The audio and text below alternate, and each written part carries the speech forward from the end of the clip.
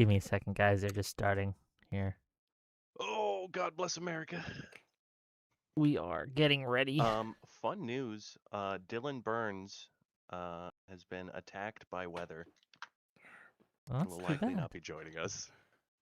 That's all right. Very sad. Severe storms, yep. Better weather than the Indeed. other alternative.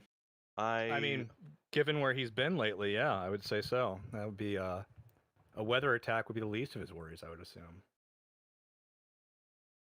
I think this is my fault because I wished him peaceful skies in the Ukrainian tradition upon his return, and I think I cursed him. Well, you shouldn't have done that. Shouldn't have cursed him. Shouldn't do it.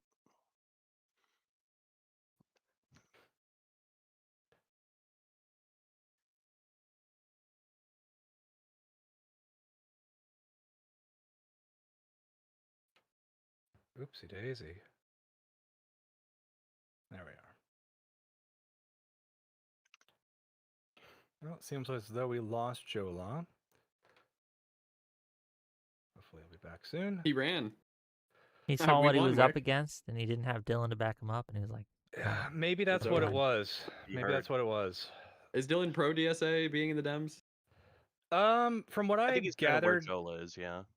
yeah, from what I gathered, he takes issue. He certainly takes issue with the anti-Ukraine stances, but he's willing to. I don't think he's overall concerned. I don't want to speak for him though. Okay.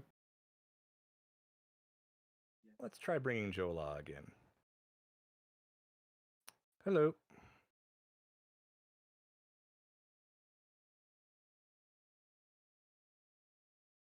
wonderful. This is Uh, peak well, streaming performance. This We're here is for it. this is the Peak. precedent that we set. Wick, I'm sure you'll remember last time we had a similarly successful beginning to our show, so hopefully you're glad to see that we've kept up the trend. The traditions are important. Okay. There we go. You need rituals. That's they bond us together as humans. Hey Jola, how's it going? Hello, you should be able to see me now. It should be working. I think Hopefully. we're good to go. Well, we've got the spinning squares, but it's probably only a matter of time. I don't know if you caught that Dylan is unable to join us today, unfortunately. So I'll just repeat that No, in he's case telling you me didn't... he might try, but he's saying that he might have connectivity issues, you know? Oh, okay. Well, He's kind of saying, you know, like, if it cuts, it cuts. What do you guys think? I did Yeah. black him out in the thumbnail, so... Well, we can't undo that. We can't. That's the thumbnail, Just have guys. him, if he's willing to try, have him try. And if it doesn't work, Yeah, I it mean, doesn't work. No, we I'd got rather- the thumbnail. He's already blacked now. No, I mean, it would be... Yeah, we'll... Maybe that'll just make it more enticing for people to watch. It'll be mysterious. Like, who's that covered up guest? Yeah, no, it'd be better to have him than not, for sure.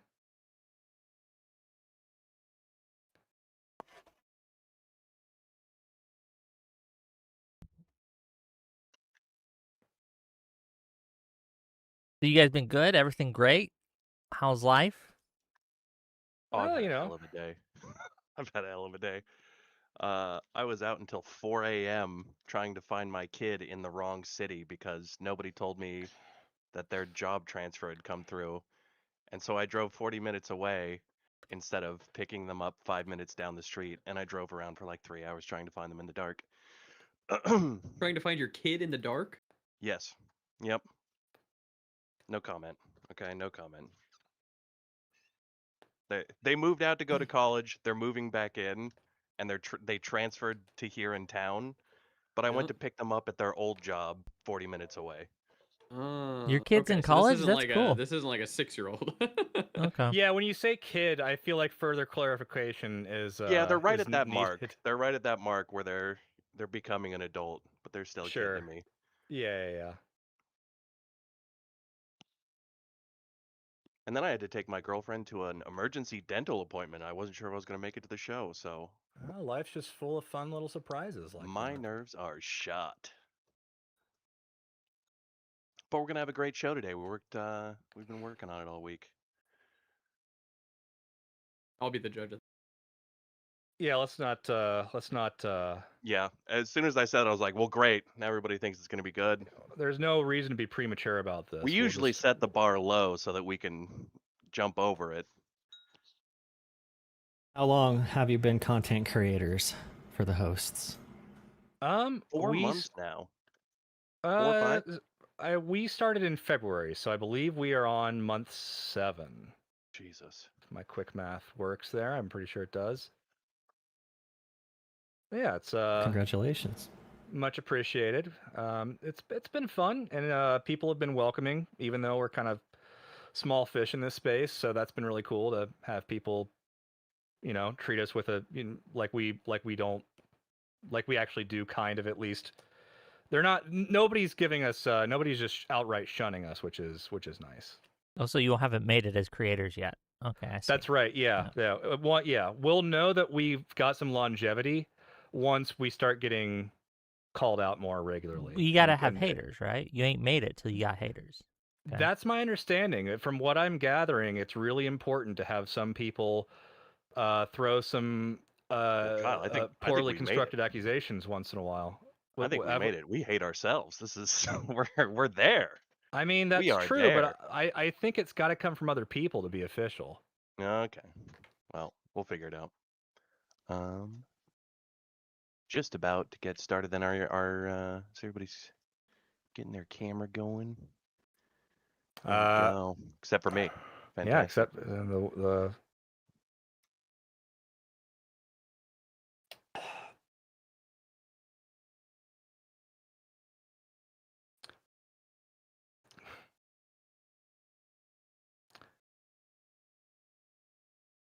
And here he is. Hey, wonderful, wearing the douchiest sunglasses I could find in my collection.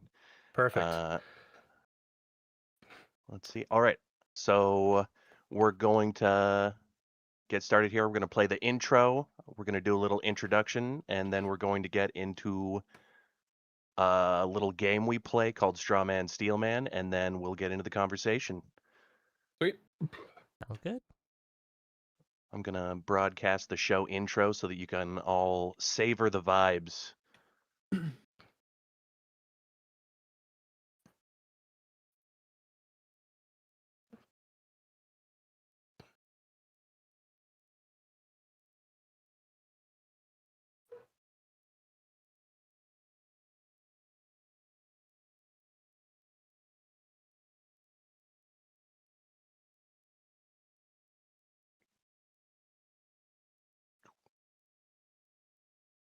Are we supposed to be seeing something? It'll Obviously go- not Wick. He hasn't clicked the button. I don't it'll know. go in just Okay. a moment. Everyone always asks that. Don't worry. You want us to ask questions on your panel, Wick? Pretty much, yes. I would love that, actually. It would make it so that there's content and it's good.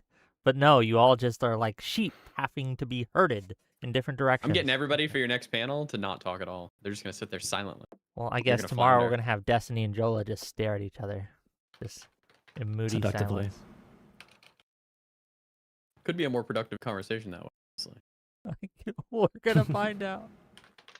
We'll make the same faces Oh, that Francesca Hong makes when she does interviews. Just like no words, just only the expressions. Self-expression and the right to self-determination.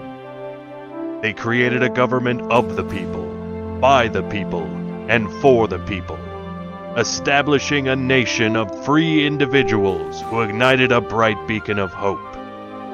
America's a land where any person from any background can succeed, so long as they endeavor forthright with determination in their heart. A melting pot, the greatest hits album of the human race. We gather here today to renew that sacred bond, that oath to freedom. Welcome to the marketplace of ideas.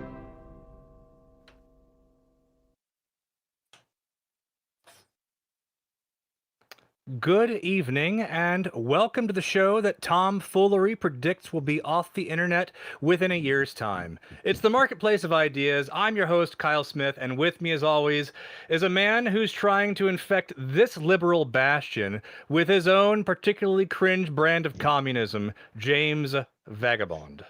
That's right, Kyle. I'm James Vagabond, and I am a damn dirty communist. However, it seems I'm not the damnedest nor the dirtiest, which is why I prepared the following statement. Before we get started into the meat of this conversation, it is pertinent for me, as an avowed communist, to clarify my place in all of this. Let me be clear, I am not now, nor have I ever been, a member of the DSA party. But more importantly, I've always been an enthusiastic and staunch supporter of the Democratic Party, perhaps even especially when in dialogue with the far left. For almost a century now, since Franklin D. Roosevelt, the Democratic Party has been the premier party for based, freedom-enjoying patriots. The New Deal represents the modern recognition that we as a society supremely benefit from proactively affirming our shared humanity and providing the means and protections by which we are truly able to not only pursue but actually attain happiness. We were the party that witnessed the economic devastation of the Great Depression, witnessed a society of hard-working men and women standing in breadlines or broken from industrial labor, of the elderly languishing under the weight of inflation, worked to the bone until the day they died. We witnessed that and said we can and must do better, and struck a grand new deal in society on behalf of we the people. Then, when America was finally ready, the Democratic Party threw off the residual chains of slavery, banishing the Jim Crow apartheid state, enshrining and protecting once and for all the rights of all races to equally partake in the fruits of liberty. That is the foundation, and those are the values upon which our Democratic Party stand. And it is those values we must each represent in order to regain the trust of the people. And with that, welcome once again to the Marketplace of Ideas, the show that brings good faith and good fun to political debate and cultural discussion. The show some have called the sloppy thirds of online political culture, and frankly, I think that's fair. We here at the Marketplace of Ideas strive to steal the very best ideas from this corner of the internet and pass them off as our own. And here today with us are some of the distinguished pundits whose ideas we've been stealing. Returning once again, against his better judgment, we have champion of liberalism and free speech, Whick of Whick TV. Welcome, Whick. Please introduce yourself to the world. I'm Whick from Whick TV, champion of liberalism and free speech. Sounds about correct. And joining us for the first time, we have Mr. Mooten, a gamer bro turned protector of democracy. Tell those who don't know you a little bit about yourself, please. I'm a guy who's getting into politics, and I do a morning show every morning at 7. Anything else? Yeah, that's it. And also, for the first time, one of the few more rational, further left progressive who I've gained a lot of respect for, Jola. Why don't you tell us a little bit about yourself? Drella Politics, I spend my time mostly on Instagram and TikTok nowadays, critiquing MAGA and also critiquing pragmatism on the far left and also the deep center of the Democratic Party. You're like a Thank you for centrist having then, me. huh? Oh, I'm the perfect centrist. Hell yeah. Alrighty.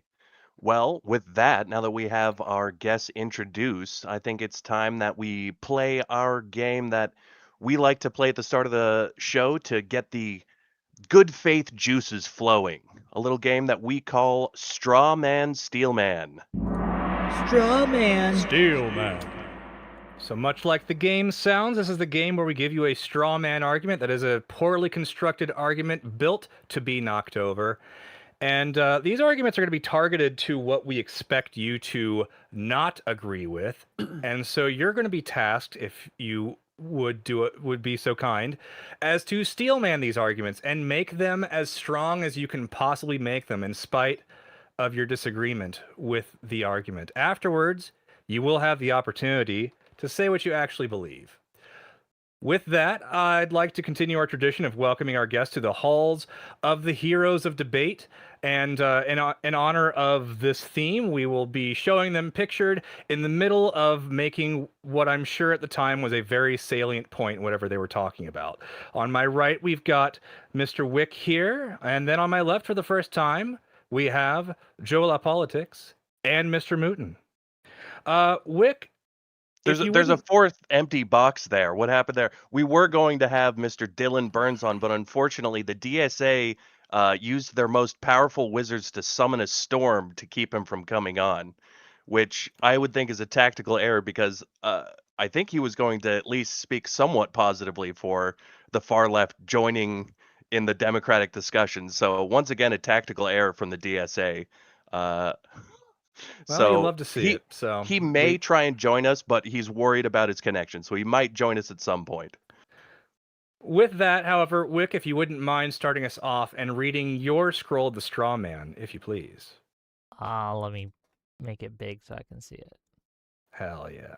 MAGA poses a cataclysmic threat to our nation, so we need the broadest coalition possible, even if that means welcoming the socialists, commies, and even Nazi oyster farmers into the party. Well, Wick, my Is that a straw expectation man? is that this is, I Is think it? so personally. I think that it's but I would expect that you might have some disagreement. In spite of that disagreement with that stance, though, can you find the legitimacy within this Sure. stance? MAGA is such an existential threat to our country that we do have to accept help from corners and ally ourselves with corners we would otherwise, in better conditions, be adverse to working with. We need to do it, however, because if we don't, we will not survive. Democracy will not survive, and nothing we do in the future will matter because we will lose today. And the long term does not matter if the short term, if you die in the short term. So that's my statement. Yeah, well said. But what do you actually believe? I actually believe that one of the surest way that MAGA is a cataclysmic threat, but one of the surest ways to ensure that it still has pull in American politics for decades to come is by lowering our standards, by disregarding the threat of the far left, and by deciding that we are willing to do whatever it takes to win. By lowering our integrity, we make it so low information voters have a harder time distinguishing between the right and the left, and therefore it's going to make it harder to win in the future. So, Yeah, that makes sense to me. I think that's a stance a lot of people can see the legitimacy of. We don't want to associate with Nazis if we don't have to, and it would seem that we may not. But we'll get into things a little bit more later. For now, I'd like to move on. Jola, if you could please read from your scroll. The DSA is poised to swallow the Democratic Party. Oh, yeah. Whole. Oh, yeah. And we'll be stuck voting for Hassan Piker for president by 2028. All right. Find the legitimacy to that claim if you can, Jola. The Democratic Party is going to be overcome by the DSA like it's a growing cancer, and we're going to be hoodwinked by the same radical forces that MAGA did. That's essentially the big argument. Terrifying. Sure. Terrifying, yeah. Now, what do you find any legitimacy to that claim? My expectation is that you might disagree with it. No, unlike some liberals, I'm very confident in the Democratic Party and liberalism. I think that progressive liberals and center liberals can power through the DSA wave. And we need more liberals to critique the Democratic Party because, I mean, the party where the DSA did win, it could have been very easy for that to not happen. So like Zoran Mamdani, that is what started this entire thing, right? When it comes to all these other candidates elected in New York City, if the Democrats did not support Andrew Cuomo, if there were not thousands of staffers to come out for Andrew Cuomo, and they supported another option that was still progressive, like a Brad Lander, maybe we never get Mamdani. And even with Andrew Cuomo being such a crappy candidate, it was still a pretty close race. All right. Well said. Then we will move on, last but certainly not least. Mr. Mooten, if you wouldn't mind reading from your scroll. It would be better to have Stalin, Mao, or the dreaded Francesca Hong in any political position over a MAGA candidate, even at the state level. So, Mr. Mooten, are you able to find any legitimacy to this stance? Yeah, I mean, this is basically just saying, like, it would be better for somebody aligned with the Democrats, like Francesca Hong, to be in the position of power over a MAGA candidate because the MAGA candidates might do something absolutely crazy, like we've seen time and time again. Yeah, it is precedented. But what's your actual stance on this issue? My actual stance is Francesca Hong will have to earn my vote. It's still the primary, so you can say anything you want about her as long as it's not like super crazy. But also, I think that she would be detrimental to the Democratic Party. I think that the DSA is a pretty big threat to the Democratic Party, and they're not here to be allies. They're here to subvert and stab us in the back. All right. Well, I think that was nice and concise.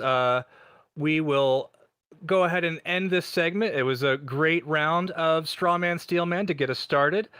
Before we jump all the way into the conversation, I would also like to officially welcome our guests to the actual marketplace of the marketplace of ideas. And when I say actual marketplace, I do mean fake marketplace. It is not a real one. We do not actually have any gambling, but we do have a fake stock list where we have the creators who come on our show. And as you can see at the bottom, we've got Jola Politics, Mr. Mooten, and Whick TV all waiting for someone to scoop up some fake shares with the fake currency that we run our Discord server with, we call Griftcoin. So if you want to join our Discord and participate in that and show your support for the creators that you like the most, that is one way you can do so. If you'd like to support our channel, please consider visiting our YouTube channel and giving us a like and subscribe on this video before you go back to the streamer of your choice with whom you are currently watching. We are new to the game, but we are growing and learning. And much like the DSA, we're going to swallow the discourse whole. Brilliant. Yeah, real good at swallowing here. With that said, discourse.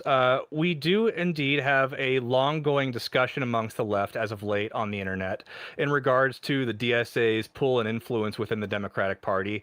And with the three of us, I don't want to preempt your opening statements too much, but my understanding is that we all collectively recognize some negative qualities of the DSA that we should be aware of.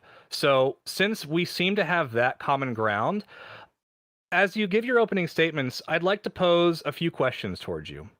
One, is the DSA more dangerous than MAGA? Two, if you're not concerned about the DSA, is it because you think that they don't have the strength and capability of taking over the Democratic Party in the same way that MAGA did the Republicans? And three, where are your lines when it comes to voting for DSA candidates? With that, Whick, if you wouldn't mind starting us off, please let us know your thoughts. I oppose the DSA for the same fundamental reason I oppose MAGA. Because I'm a liberal, and liberalism requires limits on political power, even when the people wielding that power claim to be fighting for something good. The DSA, socialism, etc., treats institutions, courts, the civil service, the press, and political opposition as obstacles to be brought under control when they interfere with their movement. Okay. MAGA comes from a different ideological tradition, but too often reaches the same conclusions. Liberal institutions are impediments to transformative politics. Capitalism, right, is not merely something to regulate, but something to overcome. And existing constitutional restraints, such as the Senate, are treated as barriers to real democracy, quote unquote. And I reject both of MAGA's framing of this, and I reject the socialist framing of this. I don't want a right-wing government powerful enough to impose its vision of America on anyone else, and I don't want a socialist government powerful enough to impose its vision either. I think people are taking DSA as a threat not as seriously as they should. Not to say that we're going to snap our fingers and wake up tomorrow in their socialist utopia hellhole thing, right, where they've subverted the Democratic Party. But the hour is later than you think. They already have a lot of influence in media, academia, and with staffers, the staffer class, right, in politics. And it's a real problem, and we need to wake up and just take a stand. Just draw some lines. Don't be one of these weirdos who says, yeah, I would vote for Mao over Trump. No, you wouldn't, and you shouldn't. Don't vote for the mass murderer killing person, right? Don't vote for the rapist. Don't vote for the person who wants to abolish the Senate and the police. You can not give them your vote. You have free will. Make that choice. Anyway, yep. That's me. Beautiful. Much appreciated, Whick. Thank you so much for being here once again with us. Jola, would you mind giving us your opening statement on the matter? So I don't think DSA is as dangerous for a couple of reasons. So number one, it is their lack of ability to get power, but also who the DSA really is. Now, MAGA is made up of radical, like, I don't know, 50-plus-year-olds, maybe between the ages of 45 and 70 around, the generation that was lead poisoned the most. They are very stuck in their ways. They are going to be like that forever. These are the people that supported George Bush when he was saying crazy shit like, it's a holy conquest for us to go into Iraq. These people are not going to ever change. But the young people, I know people who were probably DSA adjacent when they were in their 18s, 20s, 30s, especially during, who are older now, especially during like Vietnam protests, who very quickly, and they were like radical hippies and whatever, who very quickly voted as just like normal liberals as they got older. The DSA is a bunch of kids, and there are very deep issues on just the social environment around the DSA and the Democratic Party in organizing circles that make it really easy to get young people attracted to the DSA, which is something we can go into at a different time in the conversation. And also, yeah, their ability to get power. America, they conflict with everything that has ever been America. So I really don't think they can ride with the culture. Republicans can have the majority white Christian football culture, and the DSA can barely even talk about Thanksgiving. So. Okay. Well, much appreciated. Thank you so much for that, Jola. And Mr. Mooten, if you would be so kind, give us your opening statement as well. Yeah, my opening's gonna be pretty short and sweet. The DSA have wacky policies. It's voted on. They have like a national committee every 2 years or 4 years. I can't remember off the top of my head which one it is. And that's what these people want. They want to abolish the police. They want to get rid of the Senate. They want to have open borders. So why should we not be scared of them? They're telling you exactly what they want to do. I don't understand people who are like, oh, well, they won't be able to do it, blah, blah, blah. These people are at a crucial point where you kind of need to kill the baby in the crib, in my opinion. Yeah. Okay. So a couple marks of disagreement there, but hopefully it will be a better discussion for it. With that, we'll open up the discussion.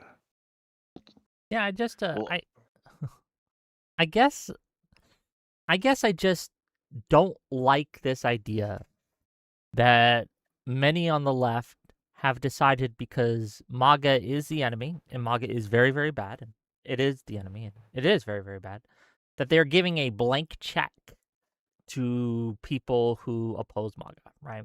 They will literally vote for anyone who opposes MAGA, no matter how bad, no matter how much long-term damage they want to do. And I understand, right? A lot of people are trying to kind of minimize the damage that the DSA could do if they were to gain power by saying things like, well, as Mooten said, right? Like, they just won't have enough power to implement the policies that they actually want. Yeah, but you wouldn't vote for someone who's like, my policy position is I'm going to kill you. But don't worry, I don't have the votes right now to do that, right? You never vote for someone like that because in the off chance something happens and they would get that power, you know what they're going to do. Just don't do it. I don't understand. And this is to you, Jola. I see you running cover all the time for these people, right? Like this soft cover of don't worry about them. They're not that bad. They're all just a bunch of kids. And we need to have a discussion of how much they've already infiltrated these spaces, right? It's really bad. My issue largely is that I don't see people like you, Whick, criticizing the Democratic Party. I know we've had this discussion before, but if you go to a local Democratic Party like Democratic Committee or whatever, Democratic Committee, I don't want to give away, blow my cover, Democratic Committee, but it's going to be a bunch of 45-plus-year-olds. It's going to be maybe the average age might be 60, 70, 80. So there are people literally in cities who are from more affluent, white backgrounds or whatever backgrounds where they can afford to pay dues, or they just go to the meetings for fun because their friends go. And it's the only place where there's organizing happening where it's going to be younger people. Now, Democrats can either say the DSA is a cancer and all this crazy stuff about it, or they can try to compete with DSA where they are very effective. And my question is largely, and I wish we had someone involved in like direct DSA. I don't know much about what DSA does to know if there's anything they do in particular that can replicate that. If that's just going to be where all the college age people go naturally, if many of them do that, yeah, it's really difficult to find that balance. I feel like we can defeat the DSA rather easily. I genuinely, and I know people say I'm a secret DSA agent. I think people saying that about me is honestly part of the brain rot, the Hassan derangement syndrome happening online. If you think I'm not going to be your ally in your movement, then you're gonna fall into obscurity. Why shouldn't the DSA members run as their own party? Why shouldn't they just run under the DSA? They can. Yeah, they should. Well, my big thing too, as well with like Francesca Hong, who are you, if you're going to say we're against MAGA, who are you to say Wisconsin Democratic primary voters are wrong? Who are you to say that Maine Democratic primary voters are wrong when they want a more populist candidate? Are you saying that the will of the Democratic voters of Maine and Wisconsin just don't matter now because they supported a DSA candidate? It's not that they don't matter. It's that I have issues with the voting populace if they elect someone who is bad for democracy. I have issues with the voting populace who elected Trump, right? Okay, What are we going to say? Oh, are you just against the will of the people now because you oppose Trump, because Trump got the popular vote? You should be okay with the will of the people? No. What is this argument? Sorry, Moon.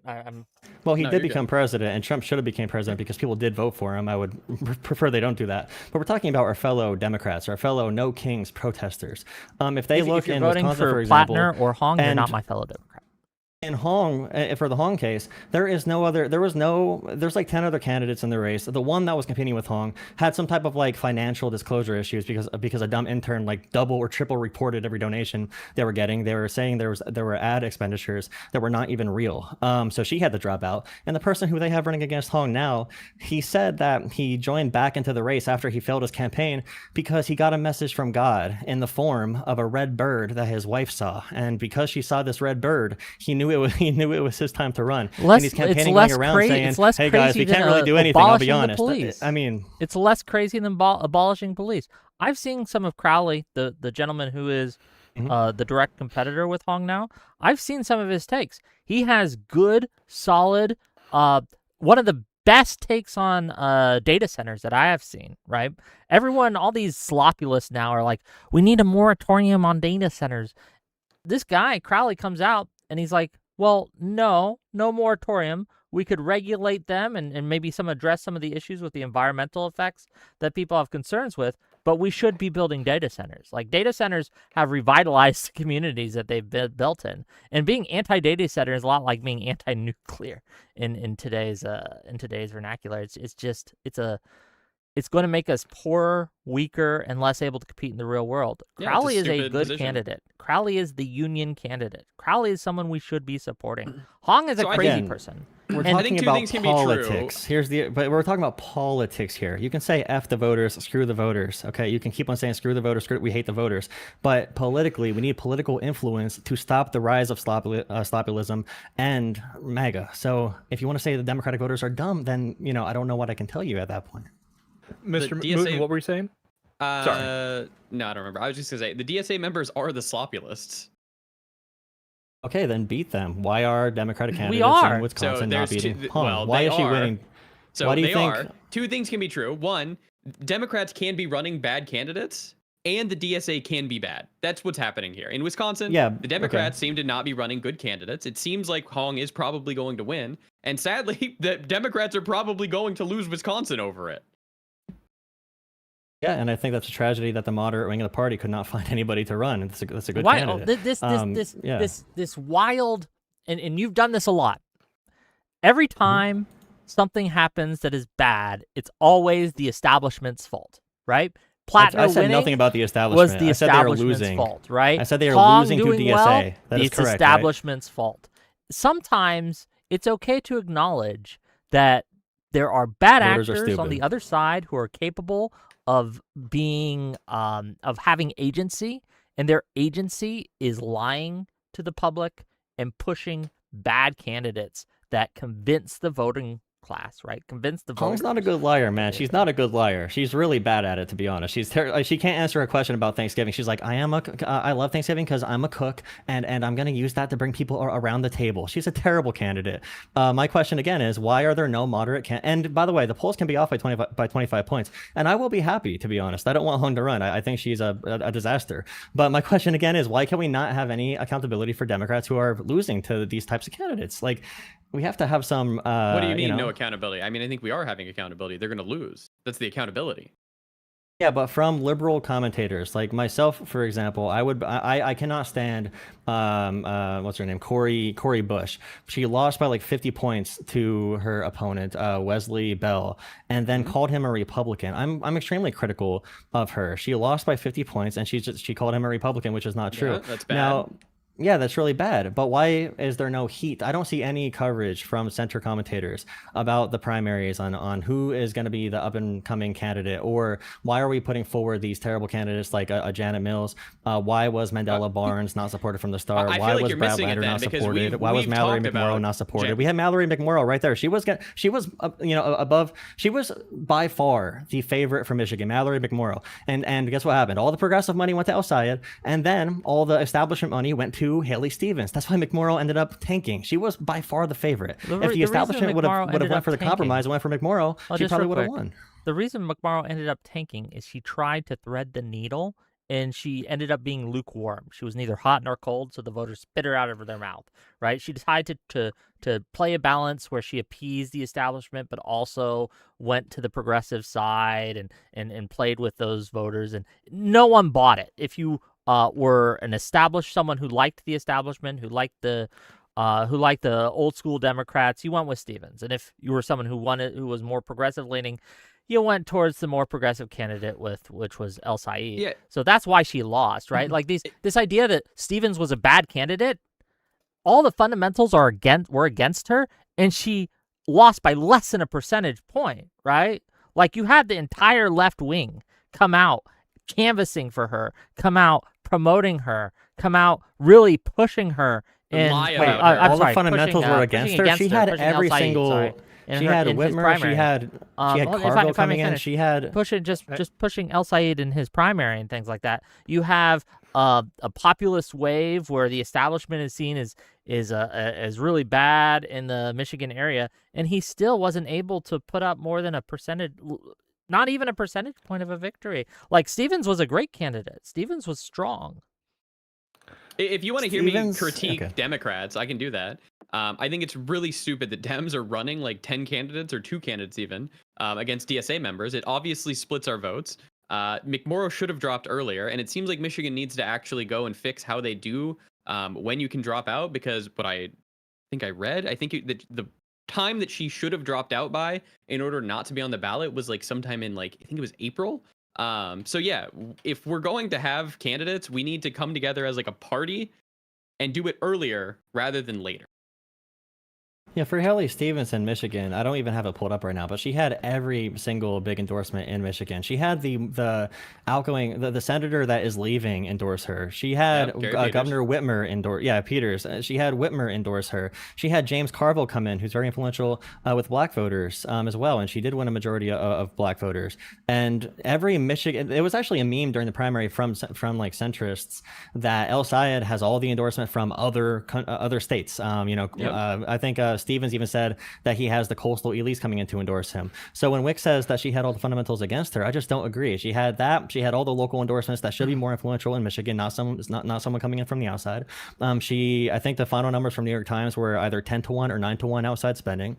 That extra $60 million definitely can't hurt. If she did not get that money, if she did not get the extra $60 million, Abdul probably does win by 5 or 10 points. I think what Whick means right now is like the establishment isn't a popular thing. Nobody likes what's going on. So when you're an outside candidate and you're coming in and you're fighting against the establishment, you kind of have like the wind at your sails right now.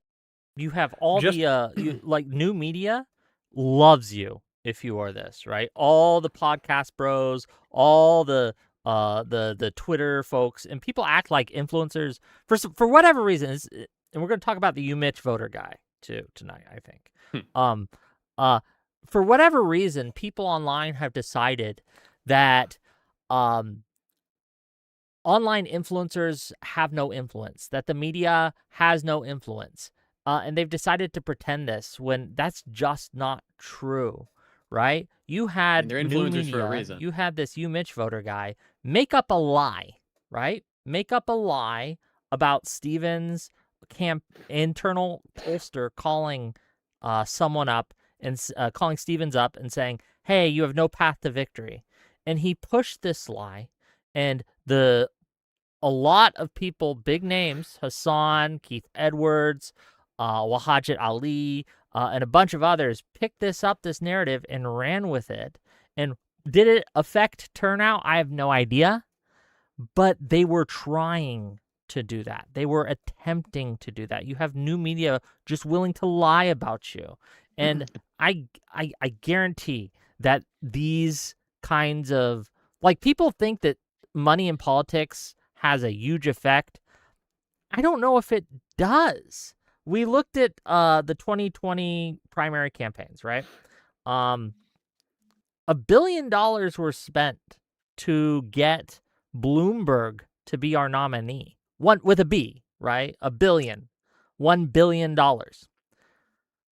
He didn't even get anywhere close. People overstate money in politics. They just do. The biggest threat to our political system isn't money.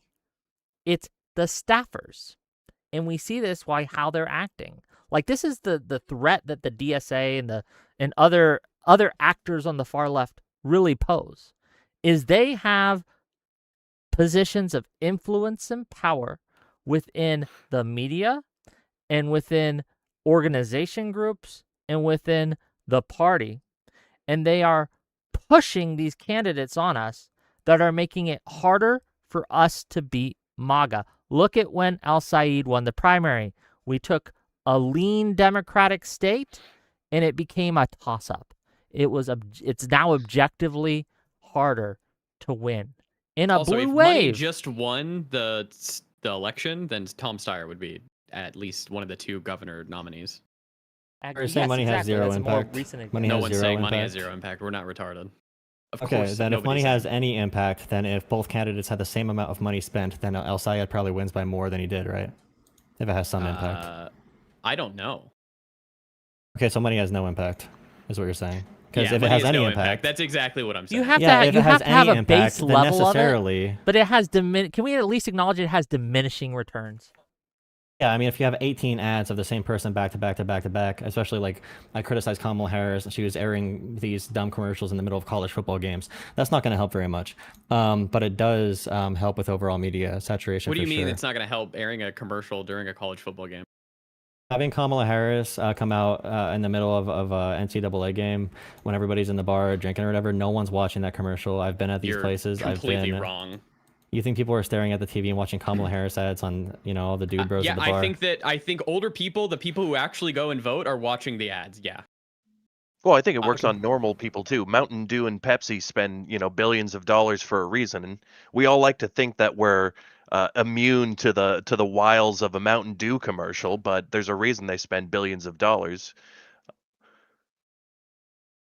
I would also like to say that I think Whick was really spot on here in that the new media landscape, in my opinion, is the biggest piece that people are missing in all of this, which is the ability of and it kind of ties to money in a certain case where each person, all of the people fighting for attention and relevance and therefore some amount of power and money are they're not necessarily doing it for forthright reasons. They're not doing it necessarily because they purely believe in some political ideology.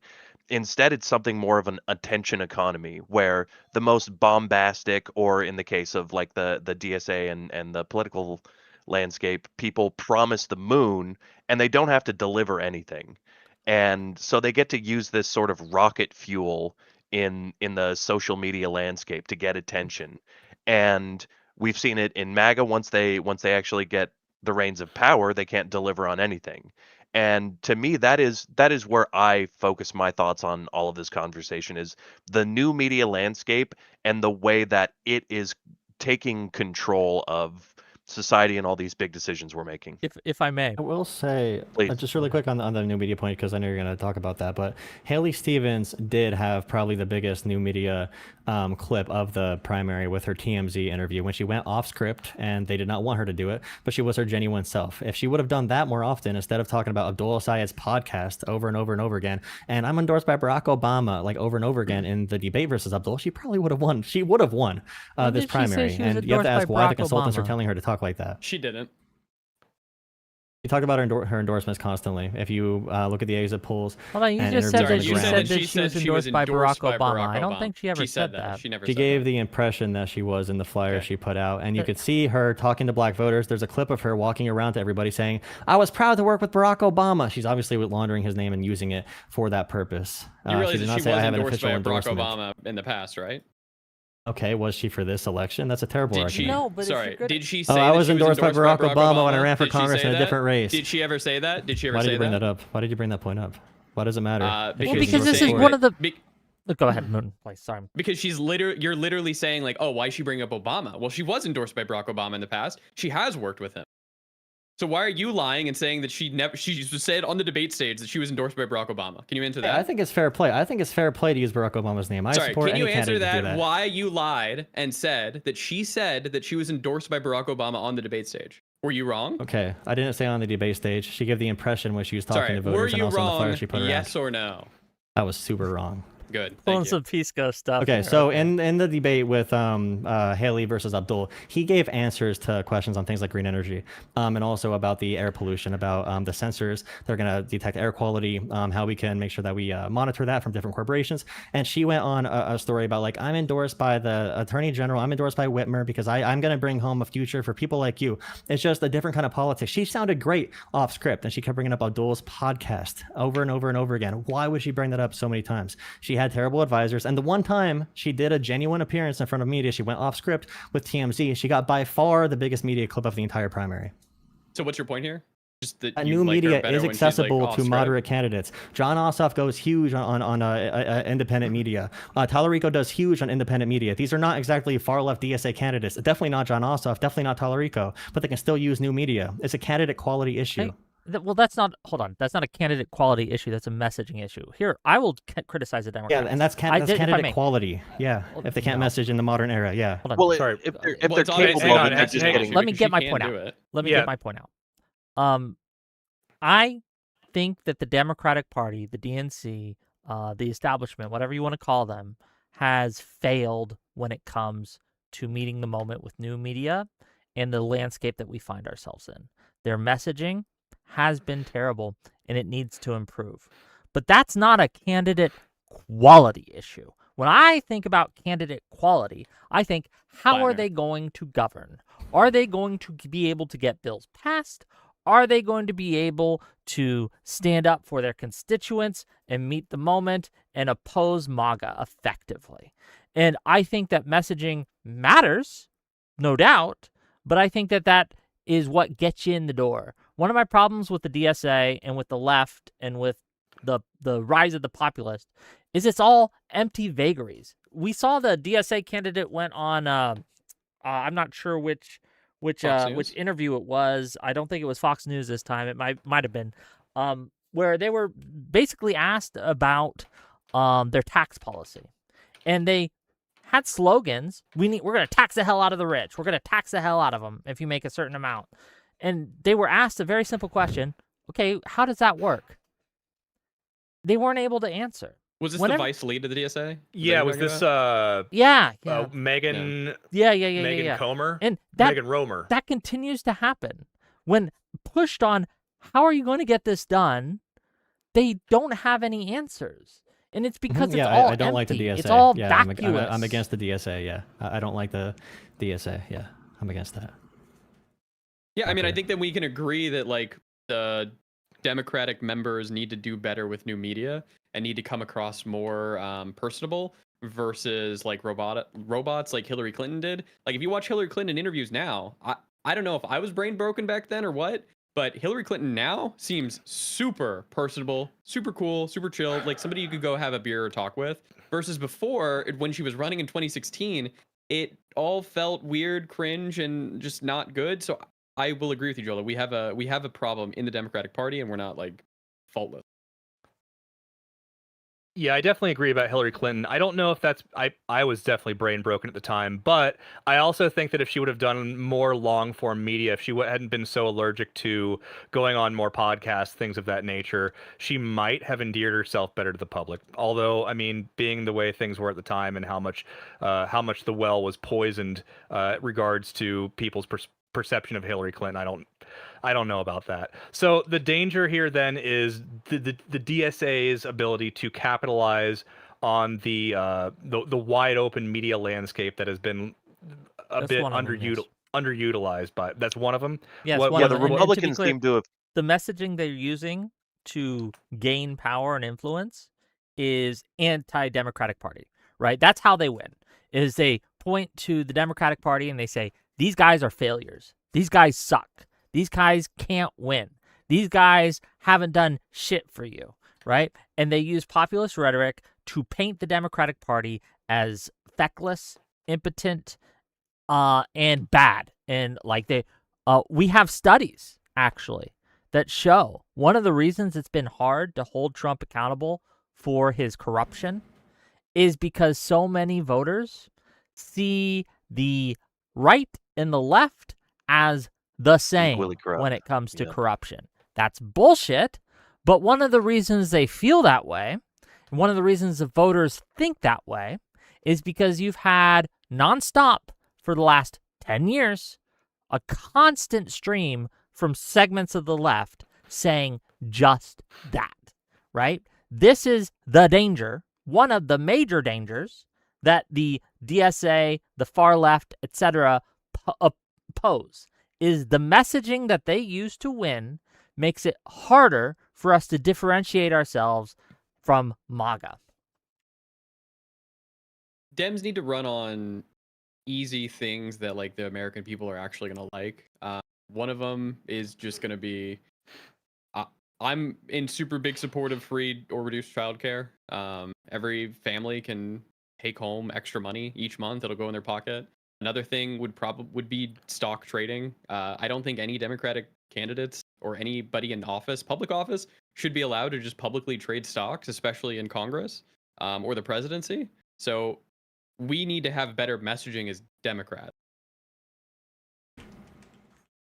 Yeah, I think we can all agree that the right adapted to the new media landscape a lot quicker. I think they were pressed to do so because they were in the sort of minority culture of political discourse. You know, we had the Obama years, the Bush years. They didn't really stand for much. They hadn't had a real champion since Reagan. And so they sort of gravitated towards these new media spaces to sort of recreate their culture. And we've seen the further left doing the same thing. And my big worry here is, you know, maybe there is no solution because of the modern media landscape and because it prefers the rocket fuel conversations, the big promises and the, you know, the easy money, the easy solutions at the snap of the finger, like Whick says, if we just get rid of the liberal systems in our way, then we can just, you know, usher in our great new society. And I'm worried that there is a long-term, maybe unsolvable problem of real solutions, moderate solutions, safe solutions that don't solve everything instantly easily, don't have a selling point in the modern media landscape. And I'm not sure what's going to bring us back from that. I think when you're running, you just say all the sloppulous shit, and then when you actually get to Congress, you have to really govern. I don't like I've heard that strategy going around, I and don't like that. I'm cynical enough. I'm cynical enough that I'll vote for someone even if I know they're doing that. Like if Gavin Newsom starts promising some sloppulism and he's our presidential candidate, I'm pulling that lever every time. But So I don't like I'm that either, not Wick, but I sure. think that you probably have to like pick your slopulism and go in like that method. Obviously, you shouldn't just do everything. Like You're like anybody who wants to Boromir. ban data centers is stupid. Yeah, you're like Boromir, though, right? You're looking at the One Ring, you're holding it in your hand, and you're like, I can use it to help. I can use it to win. No, cast that shit in the fire, bro. Like, one of the problems with populist rhetoric is that it destroys trust in institutions. Populism has to have an us versus them dynamic. Otherwise, it's not populism. Sure, right? but if our allies all have the fucking One Ring, we have to, or sorry, our enemies all have the One Ring. Like, we're gonna have to use it too, Wick. I don't agree, and I think that this idea that we have to destroy the trust in our institutions so that we can somehow build back trust in our institutions isn't going to work. One of the reasons our democracy in America works has been our institutions, right? They have helped us grow and helped the American-style democracy project really take off and be the best in the world.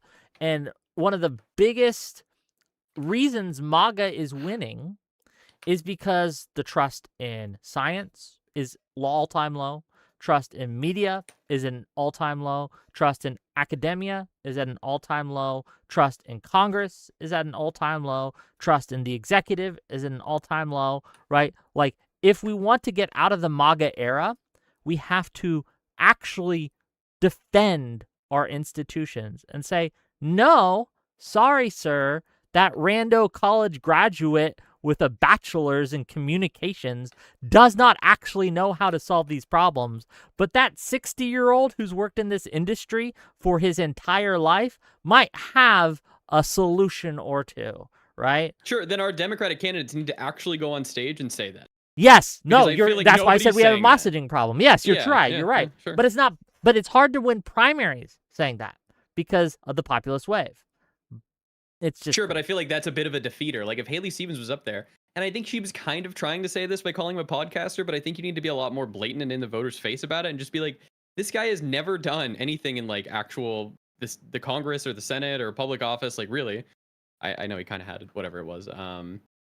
But she needs to go out there and just be harder about it. So I don't know. Yeah. Yeah. But when she does promote her work in the actual political industry, people like Jolo will say, oh, she's just saying that she's endorsed by Obama. No, she was using that to show, hey, the president of the United States really liked my work with his auto industry package for this state that I helped to govern, I helped to get through, I helped to implement. Like, these are all positives, and I feel like we're living in a world where being a politician is seen as a negative when it should not be, right? I think that is, again, the result of people leaning on populist rhetoric, is people who are experts are not seen as unable to do the job. And so we need fresh, young, outside voices that'll get shit done. And everything seems to be getting worse. I think an issue like ICE definitely deserves populist rhetoric and populist anger, and I think it's at the point of losing control completely, where we do need some pushing from the far left, and that's why I think DSA candidates are probably healthy for Democrats in that regard. We do need very, very radical action with ICE. Like Tom Homan won his highest awards and accolades under Barack Obama. He's been around for a while. Obama did a great job decreasing the private prison system and overall private prison spending, but that spending went directly to detention centers. And right now we currently have government officials like Miller and Homan who are invested in GEO Group and a bunch of other operators of these private prisons. And we have mentally ill, manic, idiot wife beaters murdering people cold-blooded, like in Maine, for example, not having even a crime scene preserved with evidence, not having any trial, no investigation, like nothing at all.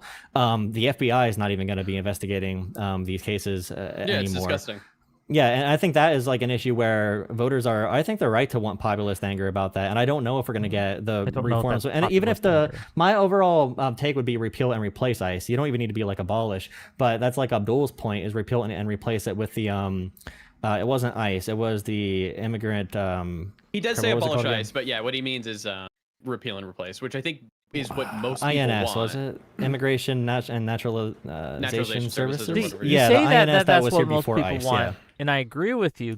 That's what but Abdul there is said, a yeah. group of people who don't want that. First one, I don't think that being angry at ICE right now is necessarily populist rhetoric. You can use populist rhetoric in order to target ICE, but you can also use institutionalist rhetoric to say this institution Is has broken. fundamentally been subverted to what it was supposed to be by Trump basically opening the doors to all these crazy fucking folks to come in and be ICE agents, and what the policies from the top, because of Trump's appointments, have subverted the agency, and so it has to go.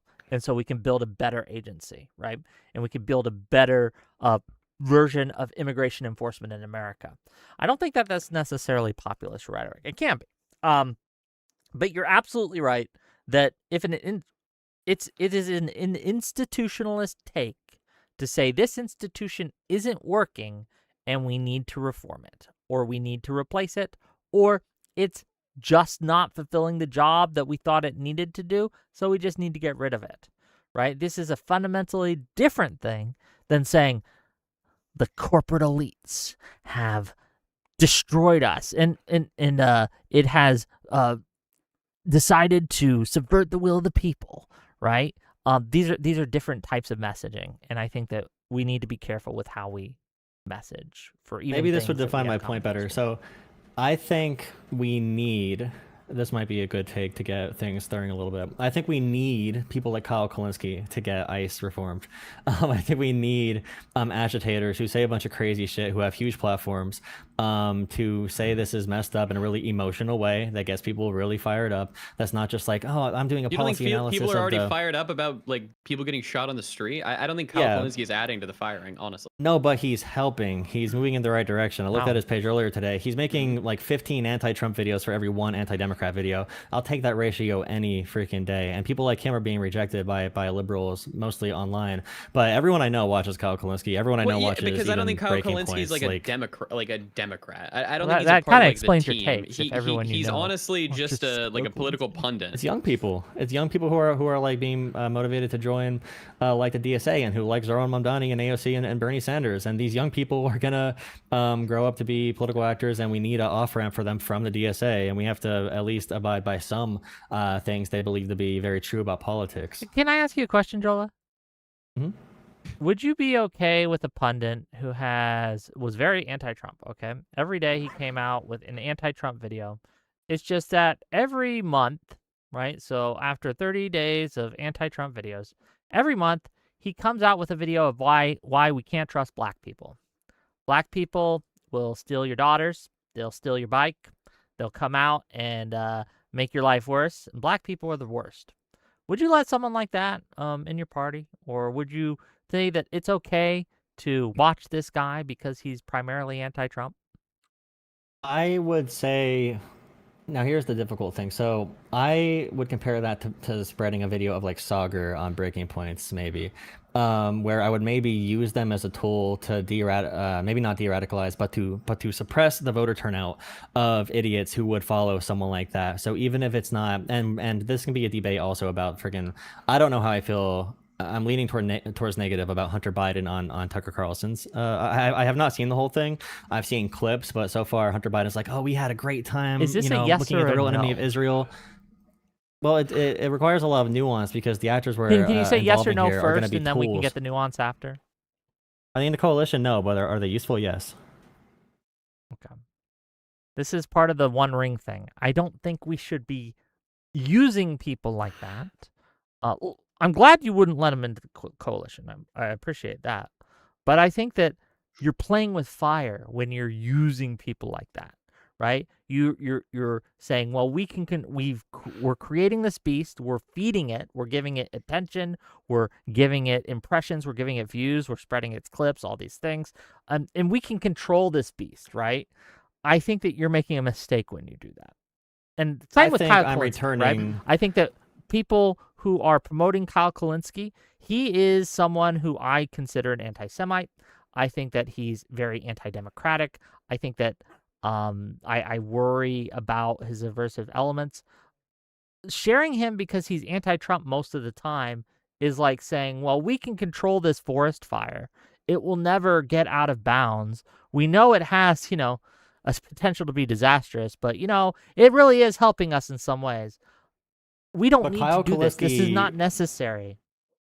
The entity of Kyle Kalinske will be existing no matter what we do, and Breaking Points will exist no matter what we do. They are going to exist. They're going to have huge platforms, bigger than all of ours times probably like 1,000. They're going to be spread all over the internet. They are very, very freaking popular. They are growing like a wildfire, like the analogy you just kind of used.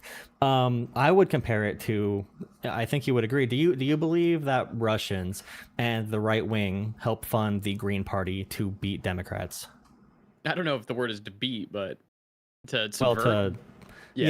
to split the vote. I would compare it Yes, to yes, that, yes. where I want people who are going to say there's two types. So one would be like, oh, we're going to make a third party and destroy the Republican Party. So that might be like a Jill Stein, but for them. Libertarians do that sometimes. Or it'll be like, we are going to, I hate both parties, but I guess you should be voting Democrat, or I guess you should be voting Republican. Like the old Joe Rogan endorsement before he became a full-on cuck.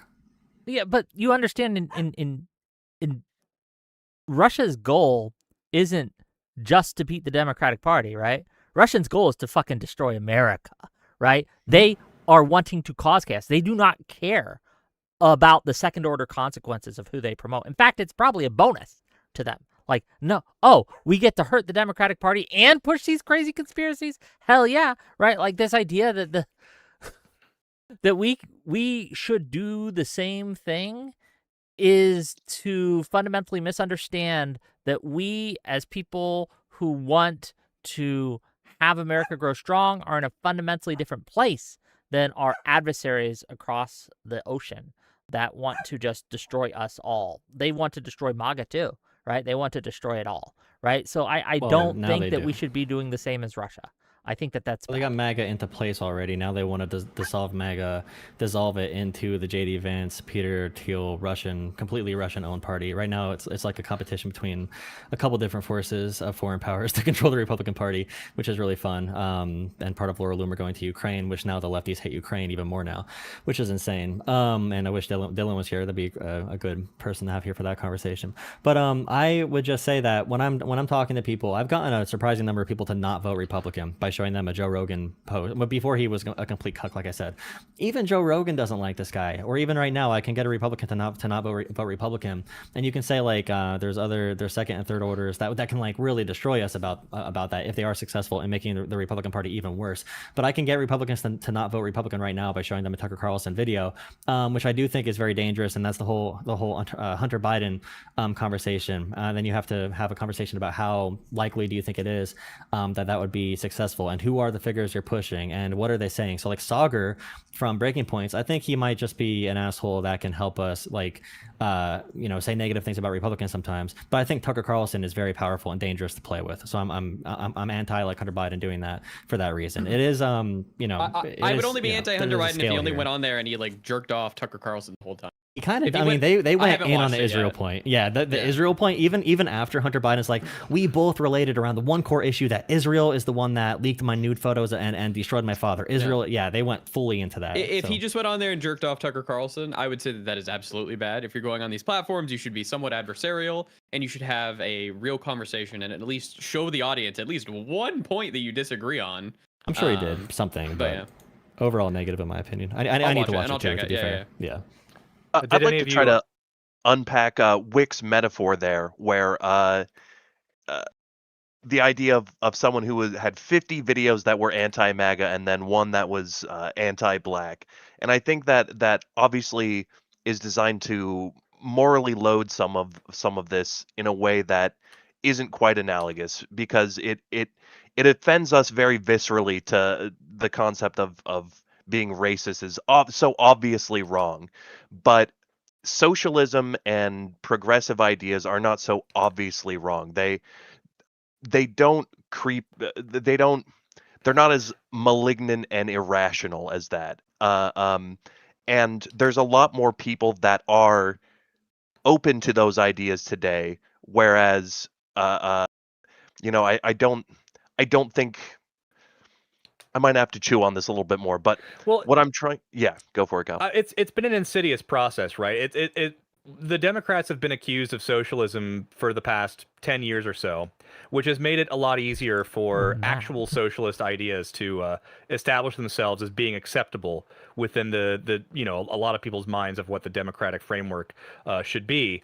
I think that's been one of the biggest problems with the way that the process has gone to this point, and insofar as bringing in the Socialist Party or the DSA into the Democratic Party, rather. So two Um, things. sure. One, it's been way more than 10 years. I remember Rush Limbaugh Well, back in sure. the day calling Clinton a socialist, right? I remember like they used to say this about Democrats in the 80s, and I'd assume the 70s as well, right? I'd assume the 60s Yeah, right, too. with Right? Carter, Like this with has been a Jimmy, thing yeah. for forever. And two, Sure, fair enough. I do take issue with the framing that socialism isn't as obviously bad as racism. I kind of think it is. I kind of would argue that it might be. But that's a discussion we can have if you like. Let me try another tact with it here. So imagine we are back in the 1960s where racism was more virulent and alive. You might choose the social media person, maybe there's some late night show and 50 of their jokes are punching against the right and one of their jokes is super racist. You might still say, I would rather these racists watch this guy and stay racist as they're already going to be, but move them more towards a rational position on these very important things. I think that's why I'm against sort of the moral loading of that question here. I think we do live in a place where those people are, if you're a Kyle Kalinske fan, you're already going to be open to socialism.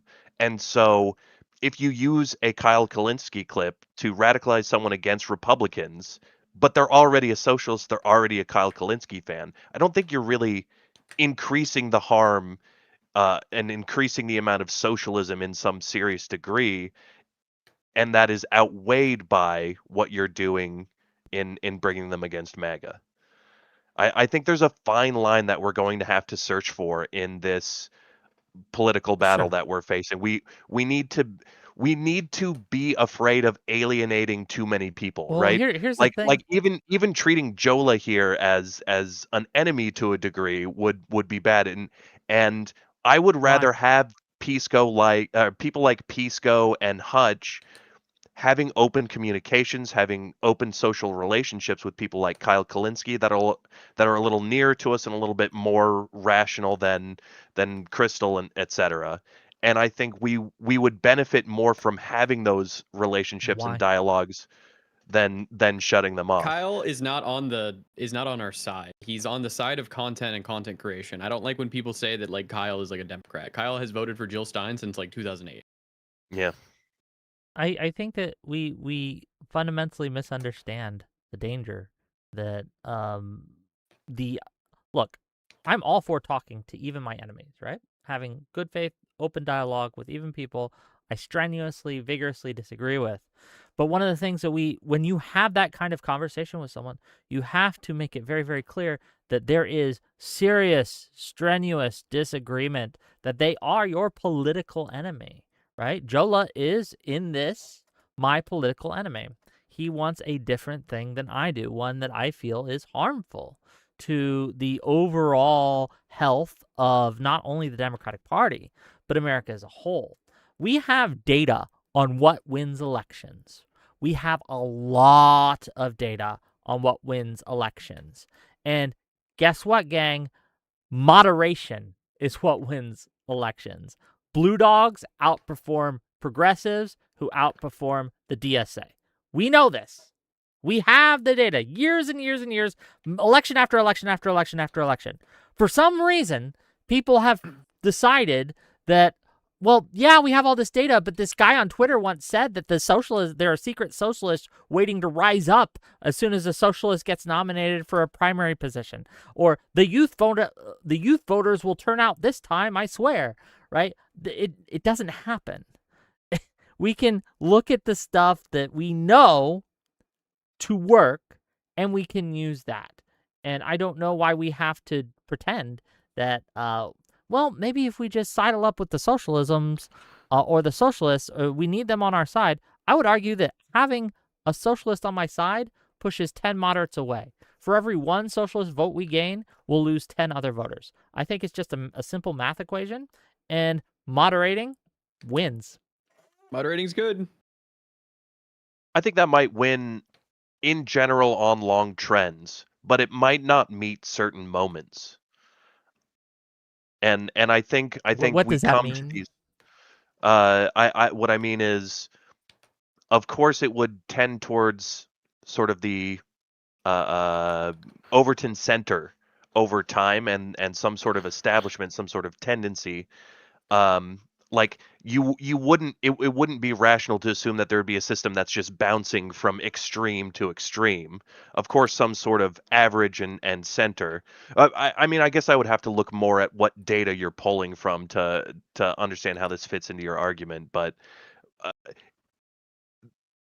you can't imagine a situation where an extreme event happens, so it needs an outside of conventional solution. Sure, I think you can obviously look at outliers and things like that, and But the Senate and the Congress, like it's a numbers game. Like even if Yeah. we're gonna miss one because somebody is too moderate, we're gonna on average win most But of that we'll them. win more okay, seats but than what we I'm saying lose. is that one could be a year rather than an individual in a year. I'm saying you could have a Sure, but year I would which also requires. rather that Mhm. that we miss a year and then usually we're winning. Yeah, Yeah, I'd I'm rather not trying to yes. argue that there's nothing Yeah. to that concept of generally elections are won by moderate candidates, but I would say, there's exceptions to One of every the statistical data set. problems we're having actually right now is gerrymandering has an interesting side effect in that it makes certain districts more extreme, right? So if we were Republicans and we wanted to gerrymander a state to be more red, to have more congressmen come from red districts, we would dilute the Republicans, right? We would make a +8 Republican district into a +2 Republican district, and then we would pool all the Democratic voters into one district. So they get 1 and we get 8, right? Maybe we get 8 representatives. But the problem with that is that when we have these cobalt blue districts, the progressives have or not the progressives, I'm sorry, the far left, the DSA types, have a far, far more likely chance of winning. And this works in reverse too, right? When the Democrats, again, decide to gerrymander and they pool all the Republicans into a single district or a couple districts, I the feel like that's how it extremism usually goes happens, up. though, Wick. Hmm? I feel like usually in gerrymandering, you can't just pool every single Republican into like one ruby red district. Instead, what happens is we That's turn how our like gerrymandering cobalt. works. We usually turn our cobalt blue districts into. We bring down our super blue districts When we do it, in order yes. to be in order to be And to break them up. Mm-hmm. in and to order to be dilute what's the the word Republican vote. in order to fight more in like other ones. Yeah, but how you usually do that is by pooling all the Republican voters or most of the Republican voters into one area, and then, Mhm. well, look at how Virginia tried to do it, right? That's Yeah. exactly how they did it, right? They But pulled now like some areas are even more fightable in Virginia. well, But that's like overall, we lost a few seats. Yes. well, that's the risk you take with gerrymandering, because Yes, if you yes. one of the Over reasons dilute, that they yeah. call it a dummy mander is because they'll assume, okay, we're going to live in a R+8 environment, and so these seats are still safe. But then a D+10 environment comes along, and those safe seats become competitive. Yeah, so kind of what So- I'm trying to say here is like, well, sure, we can have one seat then that's like more crazy. I agree with you there. But we are going to be competitive, and I think the other seats would be more moderate because the Republicans are going to lose their crazy seats. So I don't know if like the craziness actually changes besides which side is doing the crazy. Does that make sense? Well, right to you? now, yes, but right now the Republicans are the ones that are doing In most of the power. gerrymandering. Yeah, yeah. And so you're And when Dems do it, right they vote on generally, it. but I'm talking specifically this year. I guess Sure. Yeah. honestly, I'm maybe a hot take, but I don't Mhm. know if primaries are serving the purpose that they should anymore. I think maybe we need to start moving away from primaries.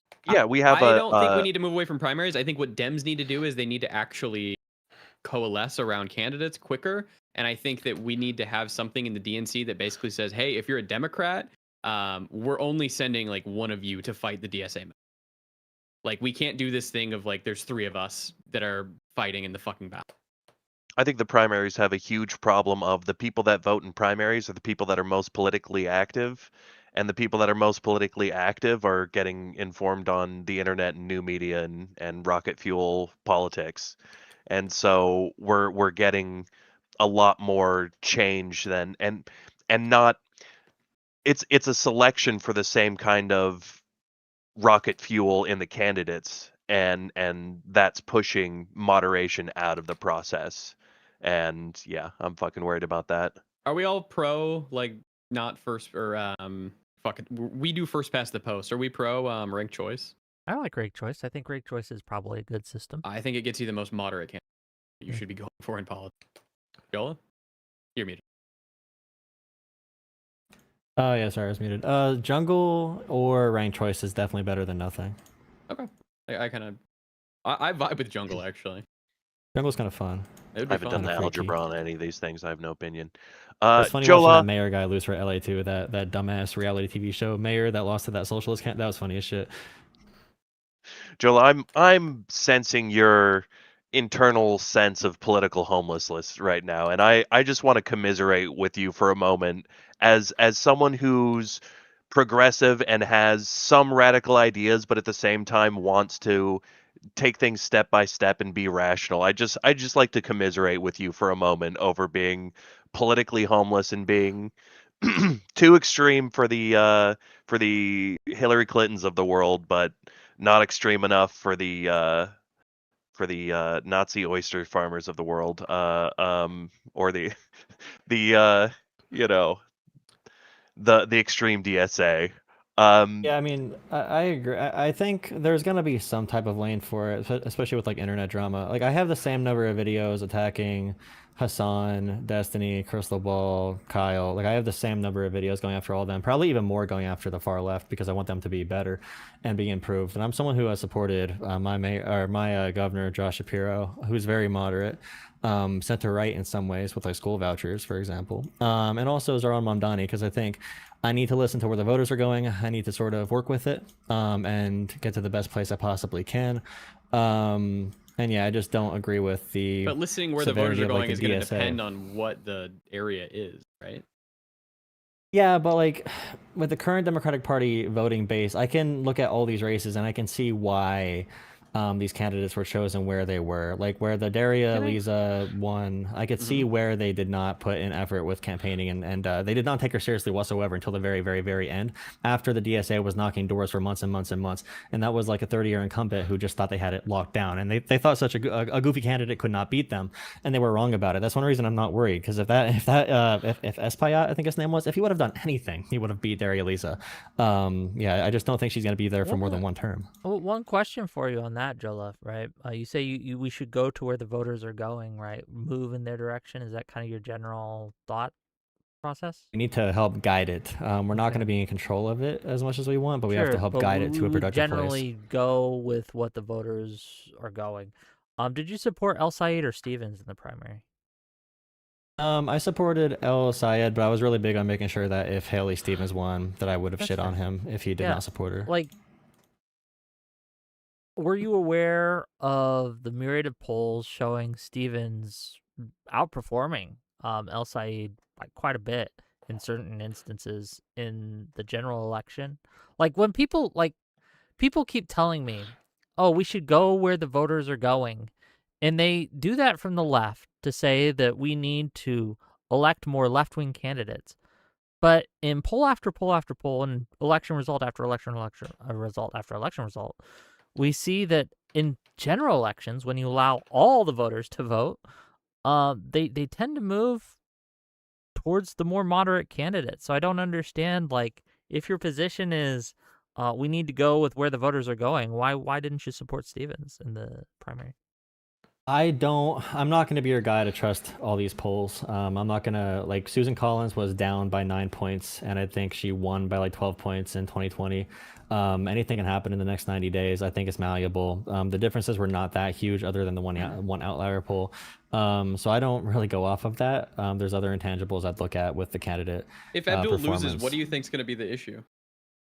I think that, well, one, I've never seen a Muslim candidate be successful in American politics whatsoever.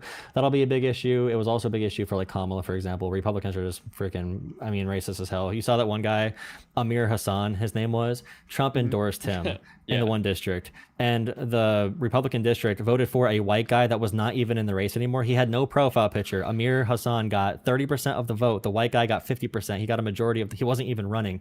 That's how racist they are. So I think that'll be part of it. Abdul's So you don't think inability it to will be build because coalitions. the Democrats didn't support him?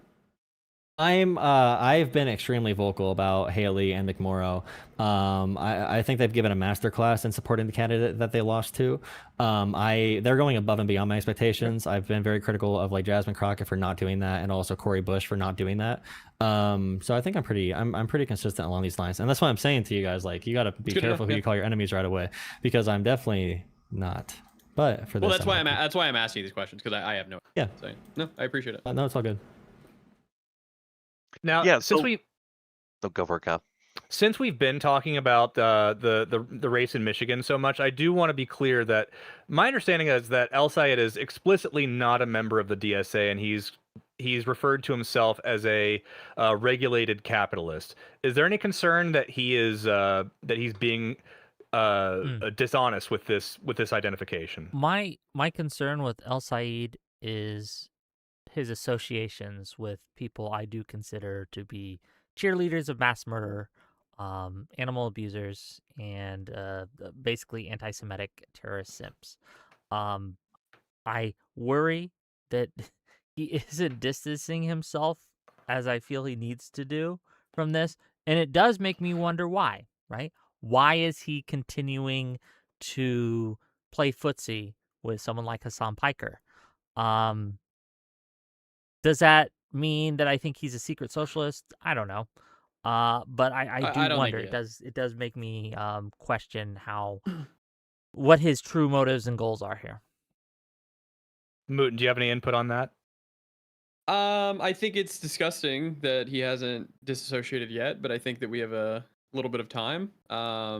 It can be hard, especially when you canvas with someone and whatnot. So I don't know at this point, like, even if he does disassociate, will I believe it? It's going to depend on what he says at this point. No matter what, I will support the Democratic nominee in Michigan. I will be out there at some point canvassing for him, and I will be canvassing in Ohio. So we'll see. Oh, cool. I have so for myself in that, I think for Abdul, he seems like a little bit of a lot of bit of a competitive asshole. I think he's very annoyed with American politics in general. So when the Hassan stuff comes up, it would be super beneficial to separate. And Hassan not separating himself is extremely selfish. But like Ben Shapiro put up a post, and Republican senators say this shit. Like, the enemy is with them. The enemy is inside the gates. Tuberville. Randy Fine, the shit he says. Ben Shapiro just said the other day, it turns out that importing massive numbers of Muslims from third world countries is a bad idea. Not because people get beaten in Dearborn for protesting or nearly stabbed for covering the news, but because radical Muslims create voting enclaves in Western countries and build coalitions with radicals who hate our civilization. It's like any other ethnicity. You replace Jewish there, that is literally word for word Nazism. Any other ethnicity, any other religion, any other anything. And Republicans can say that shit and skip around everywhere. So I think Abdul has a FU mentality with that, which doesn't make it right. But I think that's where personally they, Muslim America, and that's where like Mehdi Hassan, I think that's why they give a pass to the crazy shit Hassan says, because they're annoyed that Americans can do, like right now we're doing terrorism in Iran, and war crimes, bombing civilian infrastructure, and no one gives a shit. And Democrats do, so we shouldn't be. No and one that's gives one, a shit. Democrats give a shit, but Republicans don't. So that's one reason why I think Abdul and like Gillibrand calling Mamdani I know people say it was a mistake. She called him a jihadist right away. She did Laura Loomer posting. Gillibrand, the leader of our Democratic Senate campaign committee, one of the leaders there, calling Mamdani a jihadist. Like, there is resentment built up there. So I don't blame them for all of it, but I do think I agree with the criticism of Hassan, for sure. What do you guys think about that behavior? Calling him a jihadist. Can we disavow She took it everyone? back. She Yeah, took it sure. back. Look, if We you were out gotta- there being anti Islamophobic or whatever, not anti-Islamophobic. If you're being anti-Islam or Islamophobic, cut that shit out. There are plenty of legit criticisms you can give to people like Hassan Piker and etc., where you don't have to mention their connections to Islam or whatever or lack thereof at all. You don't have to go that route. So, Kristen Gillibrand apologized to Ron Mamdani on Monday after she falsely claimed in a radio interview that the presumptive Democratic nominee for mayor of New York City had made references to global jihad. Gillibrand apologized for the mischaracterization of Mamdani's record and for her tone on the call. That's not quite as sinister as it was made to sound there, Jello. What do you think? I think that when I listened to the interview, she called him a jihadist. She took it back after, which I expect. But she's been in the Senate for many, many, many years. She's like 70-something years old. She knows the implications, especially in American politics, of calling someone a jihadist. Especially, we just had recent like mosque shootings and everything. It just can we can try to find it. Yeah, can we get the clip? Yeah, we can try Because to like find you it. already said Yeah, earlier today that Haley Stevens on the debate stage said that she was endorsed by Obama. That turned out to be not true. And I'm wondering if this is an equally Yeah, it said true she thing. acted like she was. Gillibrand. No, I don't think that you said she acted. I think that you said she said it. We can play that back too. Yeah. Yeah, you could take out my one sentence and not the 90%, 99% of what I said. Hold on, if you keep words slipping have meaning. if you keep slipping lies into your rhetoric, I'm going to call it out. It's not a lie in rhetoric because I clarified with every other word that I said. So you misspoke. Yeah. Okay. Because that was my joke. I'm endorsed by Barack Obama. It went big on TikTok, trust me.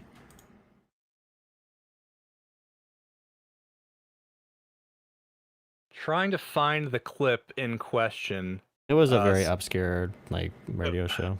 I'm seeing a lot more clips of people talking about it than I am, and her apologizing than I am seeing the actual. I'm not really seeing that anywhere. If you happen to have it, maybe if Here's you're watching. my guess on what happened there is she heard him talking about Intifada and Yeah. assumed jihad. That is what she said, and when she clarified. I think that's fair, but also at the same time a little bit racist. Like, You can argue those globalized. He never said that, I don't think. He just refused to condemn it at first, and then he did condemn globalized Intifada. I'm pretty sure. I'll clarify here. I would say I wouldn't criticize someone as being racist for that, but I would internally assume that they're probably a little racist after that. If you hear Antifada and you're like, he's a jihadist, I don't know. I don't know. I'd have to see in the clip. I'd have to see it. Yeah. Yeah, All right. I have Find no it, opinion actually. until I see the clip on what she actually said. So, All right, moving forward a little bit here. Jola, what are you the most worried about these relationships breaking Wait, down and what I got a that would question. call? What do you got? Jola, did Hassan shock his dog? Most likely. Thank you. That's all I had. Solid. Everyone I know with that dog does use shock training. Every single person I know with that designer dog, so I would not be surprised. Do you think that's bad? Yeah, I lean on the side of it being bad. I think lying about it would be the worst thing, though. What about keeping the dog in the corner for like 6 hours a day with a dog collar? Yeah, I think that's the biggest animal cruelty complaint there is That's just the the worst. general way he's keeping the dog. look, I think there could be a debate on like are shock collars a viable way to train your dog? I'm against them personally. To be But yeah. the issue is a lot of people will just go out of their way to simply lie about all of it, right? And simply say no, it never happened at all. And this is a problem I have with a lot of people from that corner of the internet, right? Is I don't know, they seem to lie a lot, and until they get caught, if they get caught, they just it was a misspeak. Sorry. Oh, you're going to call me out for 1% of my words and 99% of the other words are there. But if we don't call you out, it never gets corrected, and the lie just keeps spreading. And I think that's a problem. I think Yeah, this just is a like tough issue. when Gillibrand said the jihadist comment, and then she took it back after because she misspoke, right? I mean, we can't even find it, so I don't even know if she ever said it. But she did misspeak, and she took it back after she clarified. I'd what have she to actually see. meant. I'd have to see her say it. I haven't seen it yet. I might have found it. It's a 31-minute radio show. Okay, 31 minutes. Tuck in, Such a everyone. weird- Tuck it was a in, weird, everyone. like- yeah, we're gonna sit here for 30. Yeah. All right, someone in chat figure it out for us. Somebody's chat because we don't have a chat. um, I think there's a little bit more meat on this dog collar shocking than meets the eye. It's easy to write it off as just desperate drama farmers trying to attack Hassan, but I think what really irks people in the center left here is that it's it's just another sign of the dishonesty and hypocrisy and the way that these people carry themselves. There's rules for thee but not for me, and just a constant stream of misinformation. Having said that, I would like to caution to our side as a segue into how I'd like us to treat the left and the DSA, and especially people like Jola or more like Kyle, etc. Not is me, Kyle Kalinske, to be clear. Yeah, Kyle Kalinske, not this one. Treat this guy like shit. Kyle, regular Kyle here, treat him like Fuck you, shit. Kami. Anyways, when we keep bringing this up, if we don't choose our words carefully, if we don't measure our words the way that they refuse to, then we come off as drama farmers and unserious internet losers that aren't actually engaged in real political discourse. Now, that's fair for me because I am an unserious loser, not engaged in serious discourse, but I don't want that to infect you people, okay? And I think that is my big worry in I don't think Whick is wrong. I don't think Booten's wrong when he says that people like Kyle Kalinske and the DSA are my and our political enemies. But we shouldn't carry ourselves out there saying, pitchforks, Kyle Kalinske is our enemy. What we No. should instead do, is should. measure ourselves. We should. No, I'm not measuring myself, It's but I want to be very pitchfork clear time. because you're right. It's You're right. pitchfork I want to time. be very particular and careful with my words so you know, dear viewer, that I mean what I say when I say it. Kyle Kalinske is an anti-American dirtbag who is our political enemy, who is someone is rotten to the core, who is a liar and a cheat and a sneak thief, and we need him out of the coalition. Hassan Piker is a cheerleader of mass murderer, he is a terrorist supporter, he loves Hamas, Hezbollah, etc., and he is someone we should vocally condemn and never campaign with. He And he's a Russian is someone and Chinese that we stooge. need to distance ourselves from quite a bit. I am being very careful and very particular with my words. I'm not trying to oversell it. This is just the God's honest truth. And I think you so are when you say that, speaking isn't you on can't say anybody's these things side. because you might be taken out of context, or you can't say these things. These are so like incendiary. No, bitch, I want to be incendiary. I want to incendiate these people. I love right? incendiary. Like rhetorically, right? I want them out. I want to burn them out.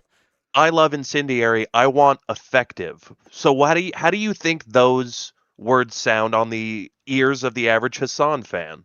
Or I the don't average care Kyle what they Kalinske sound fan? to the ears of the average Hassan fan. They're not my target audience. Is there a single Hassan fan? Like, if you were in public and you're at like a Democratic event and someone's like, "Oh, I love Hassan Piker," what do you say to him? Do you try to convince him? Did to you be know more he like shocked you, or his do you dog? give up? I asked him, "What do you know that he cheer his that the flag of Hezbollah is his favorite flag? Do you know that he praised Mao Zedong, who killed 40 million people? Do you know that he shocked his dog?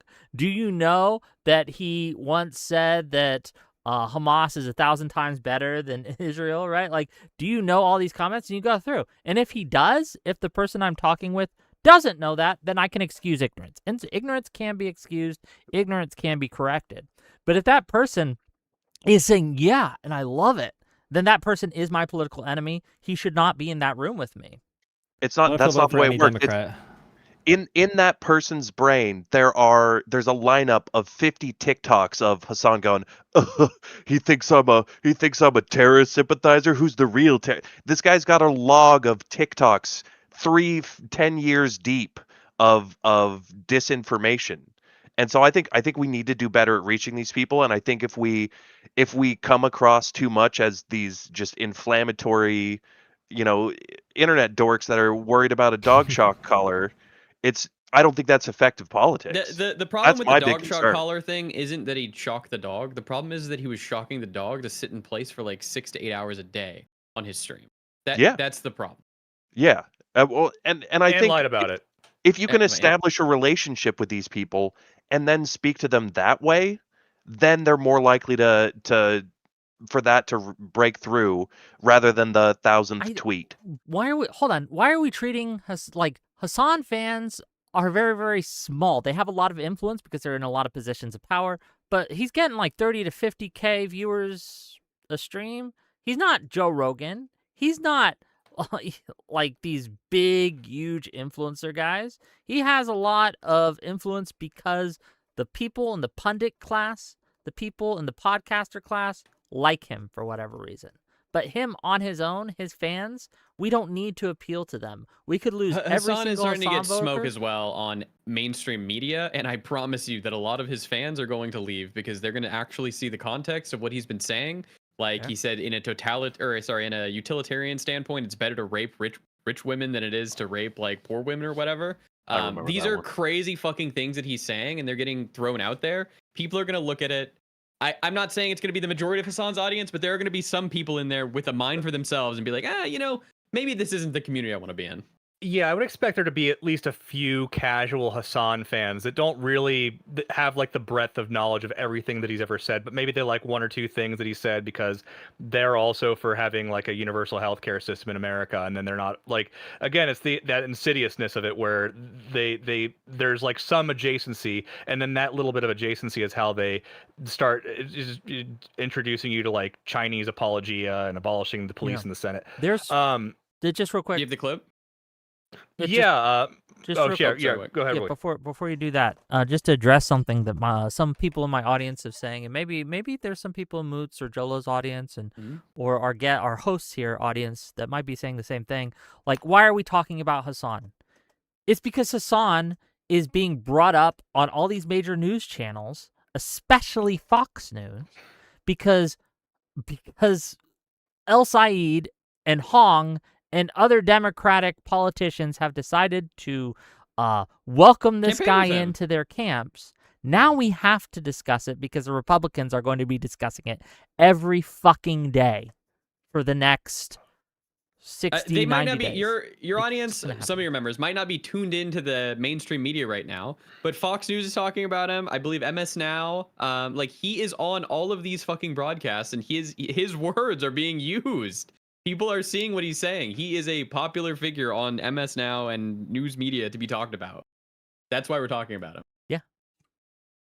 So you're I more also worried. think that in general they don't cover like the time we spend talking about Hassan, and I'm happy that Brian Tyler Cohen does not do this. I'm happy that Pondering Politics does not do this. I'm happy that these channels focus on attacking Trump, because for every one DSA member we have, they have like dozens and dozens and dozens of criminals running as Republicans, and I want to keep the fire on them, regardless. I don't want it to be about Hassan Piker, which is why I'd rather him dip out. But even with him in the conversation, he's not near the most deplorable of people in the news cycle versus actual Republican congressmen. Sure, but when they're using him against us in these races, that's the problem.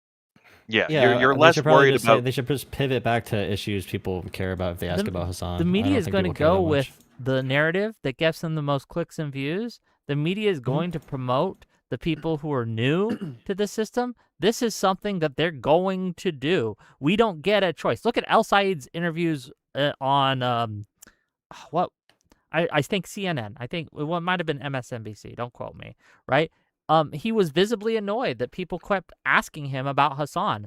But he better get used to it, baby, because they're absolutely going to keep doing that because it's what gets attention. I love Josiah. He is my boy. He is my friend. But I do think that he needs to punch left just a smidge. For every 100 Trump bad videos he does, he should do one Hassan bad video. I think that's a good ratio. The average Michigan voter, I come from the Midwest, the state literally right next to it, Ohio. The average voter is not going to jive with what Hassan's saying about women getting raped.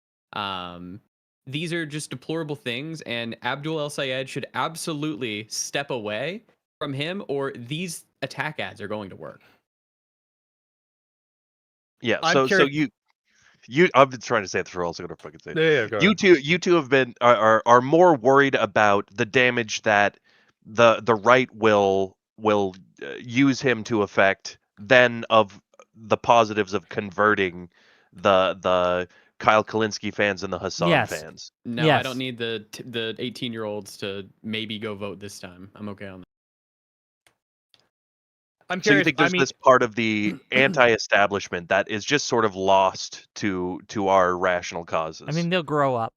They'll get They'll up. get with the program in a few years, but right now Well, they're there's a just lot of not going to. 50-year-old RFK fans. I think there's no growing out of stupid and gullible at some point. But you know what? Maybe we can win, even though the stupid and gullible are just all gonna team up on the right eventually. Again, I don't know. Most voters, as Mooten said, most medium voters are turned off when the politicians cozy up with extremists like Hassan, who has said some deplorable shit. And Watch I terrorists go and take Yes, over a fucking yes. boat. Like, yes. they are going to wonder why El Said is having a really hard time answering these basic questions when it comes to Hassan and deflecting, and it's going to lose us votes. We might, by going all in with Hassan, get maybe 1% to 2% of the electorate go in because it's more progressive, more left, etc.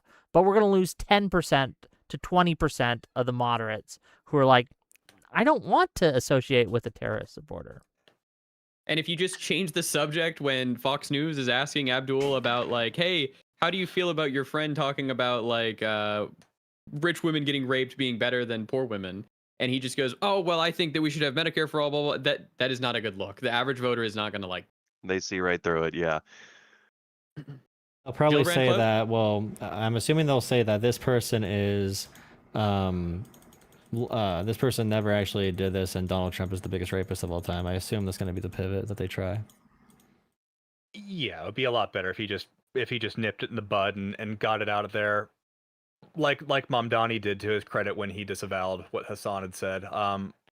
Anyway, Mooten sent me the clip in question. It is a little over 6 minutes long. It is a Reddit post. I don't know how to 2x it and make it faster.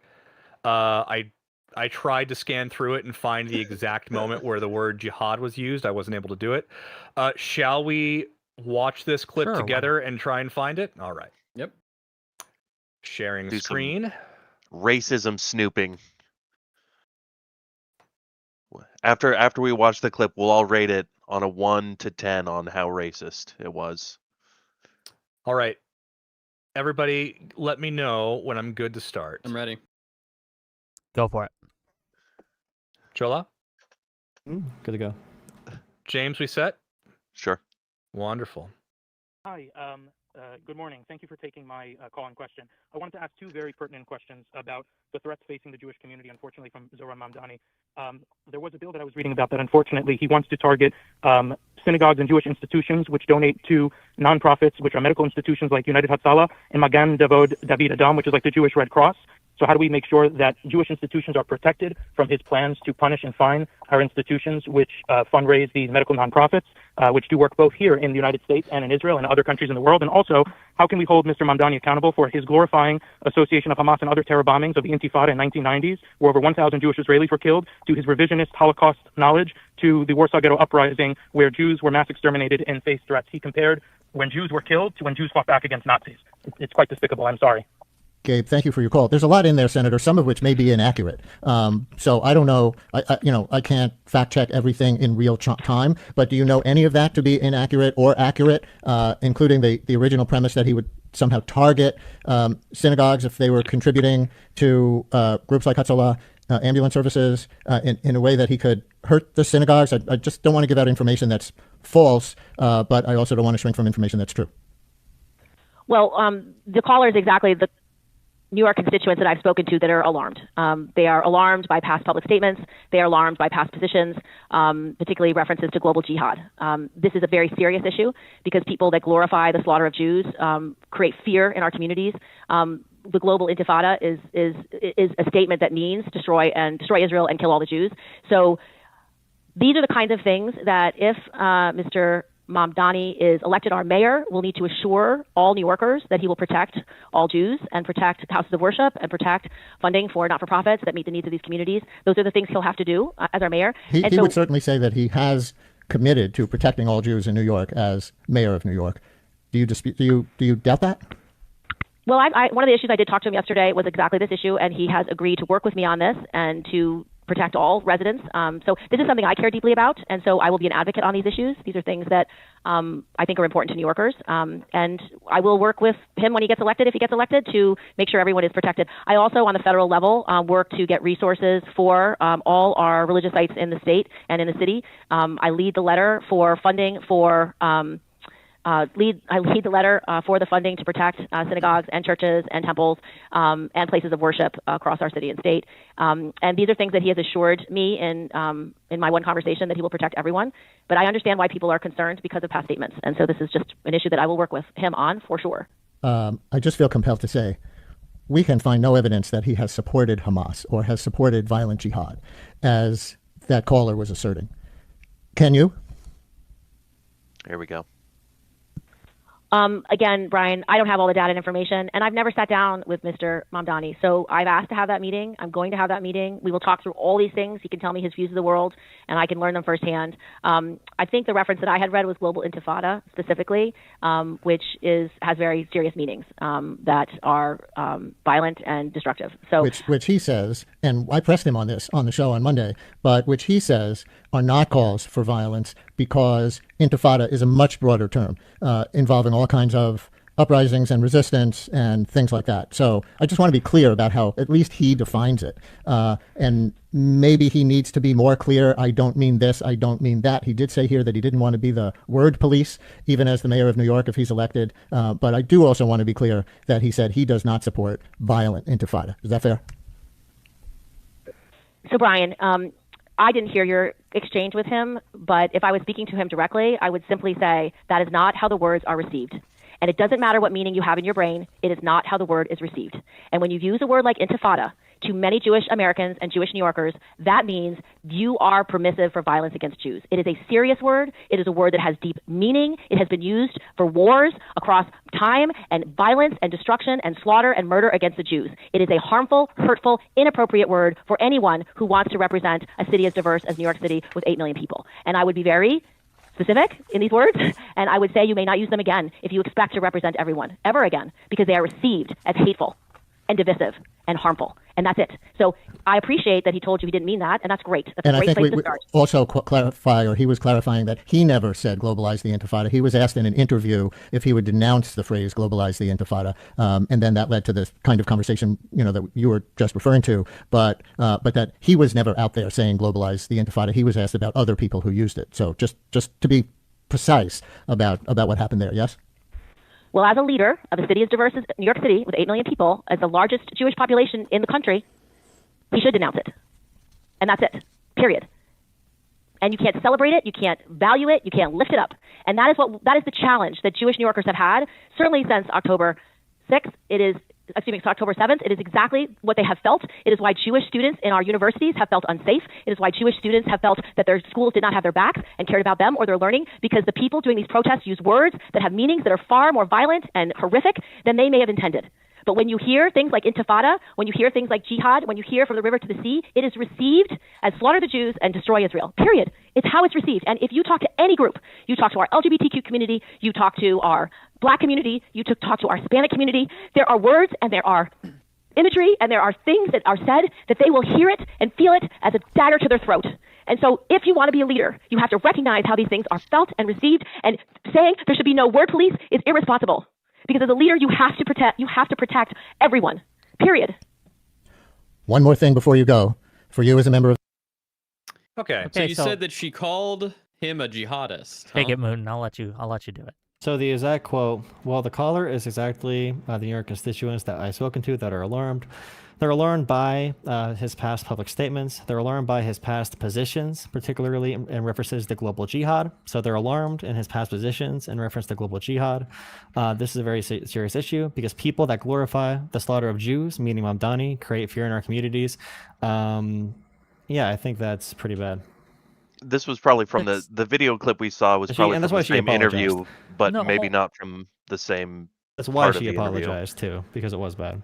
No. Now, because no. Jola's reading a quote that's conflicting What was or the not next in the clip. sentence? Yeah. Yeah, that's not. Wait, in the that, wait, clip that was we from saw. that was from 119 in that- the clip. Oh, that was actually in there. I had the clip She pulled up, said yeah. she says it one time, and then immediately in the next sentence she corrects it and says global intifada. She says jihad again at the final minute again, and she claims that he used the words why globalizing did she intifada say and jihad that? and everything. Oh, Why did she say that in the Can you final? link just me assumes the, that he the said it. post, sir? No, you're Link me the post because it has Yeah, like she the thing, assumes he but said I'm it pretty throughout sure it, you just and the radio mischaracterized host it had. again. You can listen to it. I'm The pretty radio sure host you had to just correct her 3 mischaracterized times. it again, and we're gonna go. The through radio it, and I host wanna- had to correct her 3 times, right? here, Wick. I'm linking. Why Yeah, was the link radio it to host me, correcting her please, 3 because times? that's not what. Why did the radio host happened. need to correct her 3 times? Why did he correct her 3 times? He What didn't do you mean? correct her.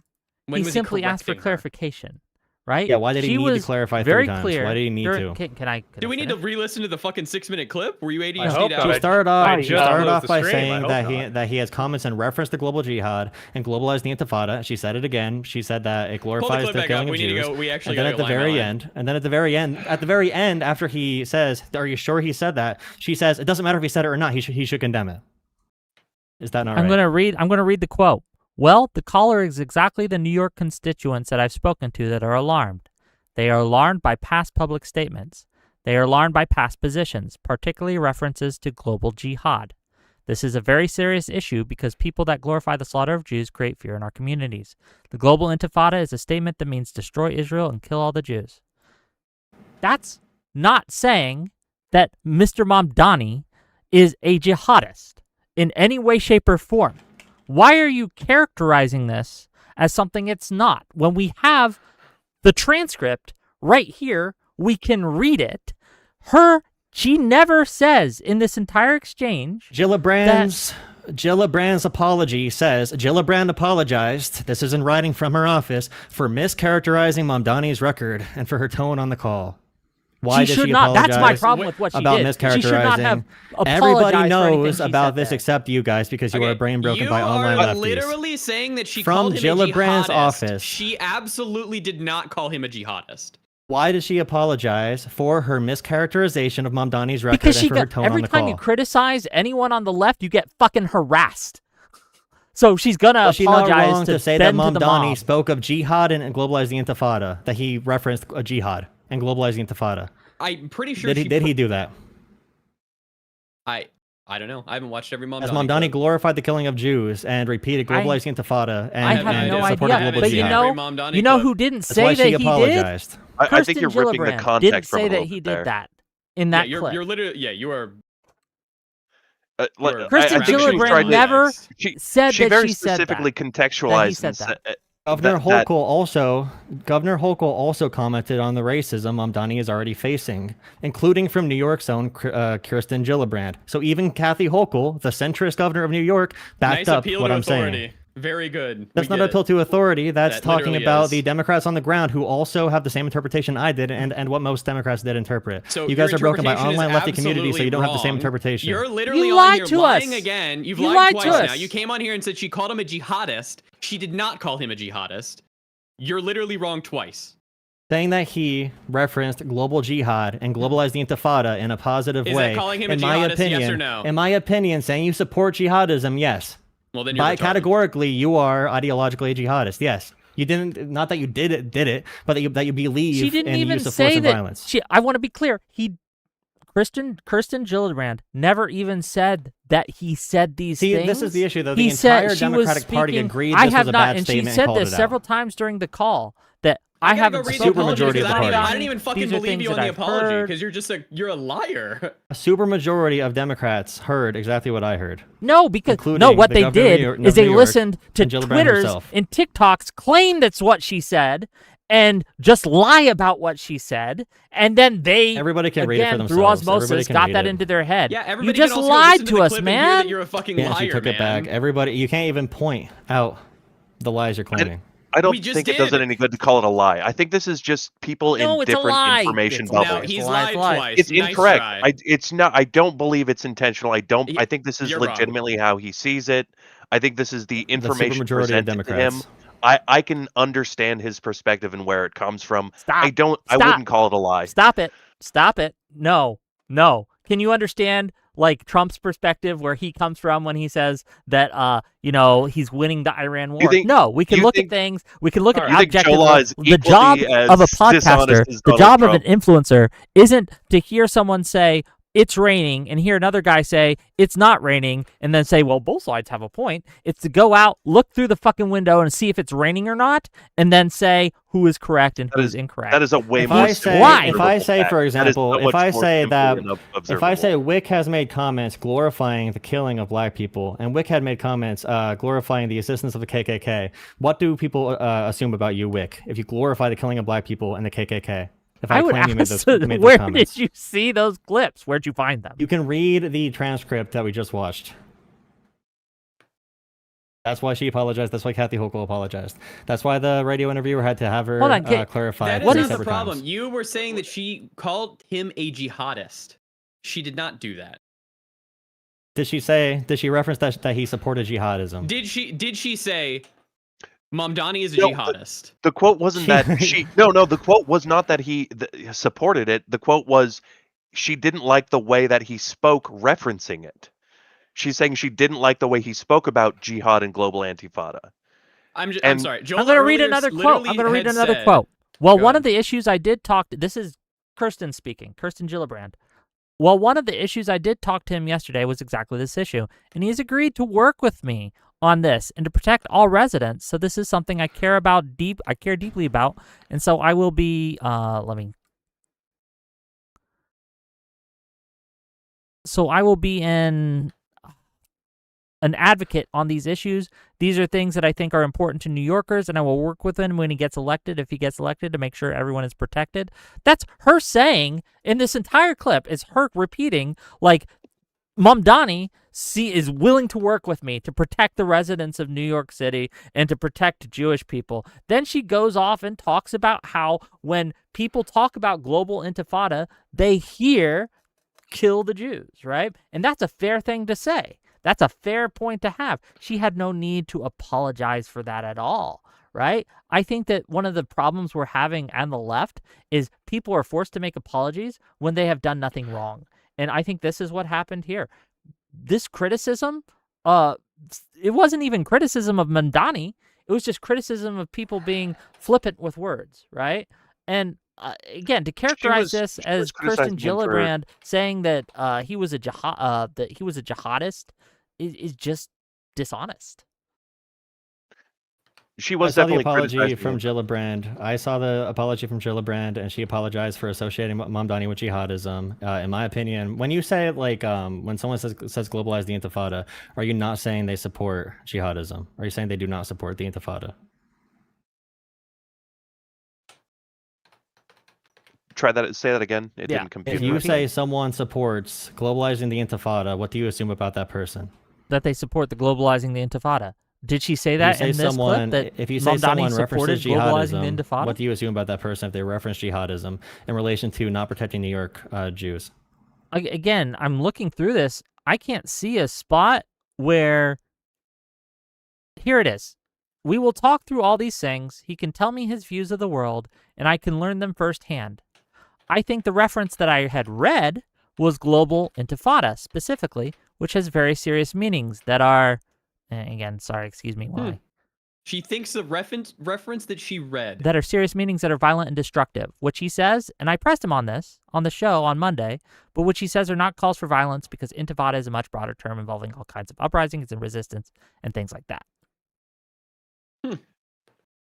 Yeah, I mean, I was ready to, just based off assumptions, say that, yeah, sure, it's a 70-year-old lady that doesn't understand the issue very well, but she put a lot of nuance and even room for him to come back to a more rational position there.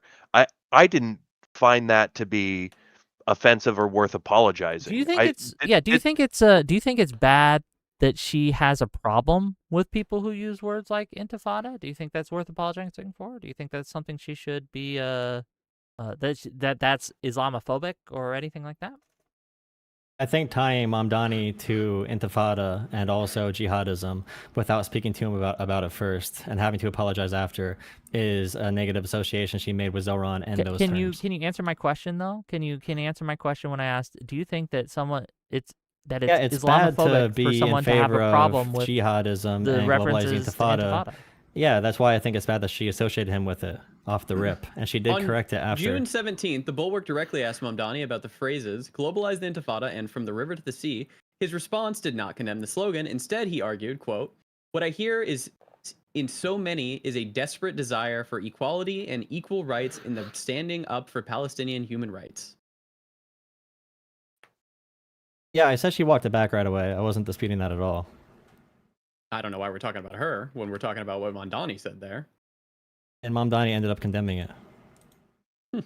My claim was about her first reaction was that he associated with jihadism and globalized the intifada without any proof of him saying either of those things. It sounds like she criticized him for not being hard enough on the concept of global intifada. Also, Which is this fine. interview was Which is before fine he to had do. walked it back. No, but This that's the interview was thing. before he had He walked took it back. He became more critical of the concept of global intifada. Yeah, so it sounds probably like after he interviews like agrees with this. her criticism. It sounds like he agrees with her criticism.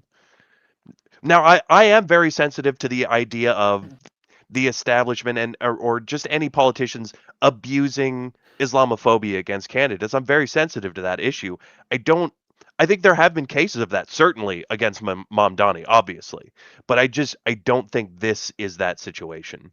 I think this is a good show of the information bubbles that we live in, where there is so much of a focus on the establishment versus the anti-establishment and the campism that has grown so that we see things in the most favorable light to our sides.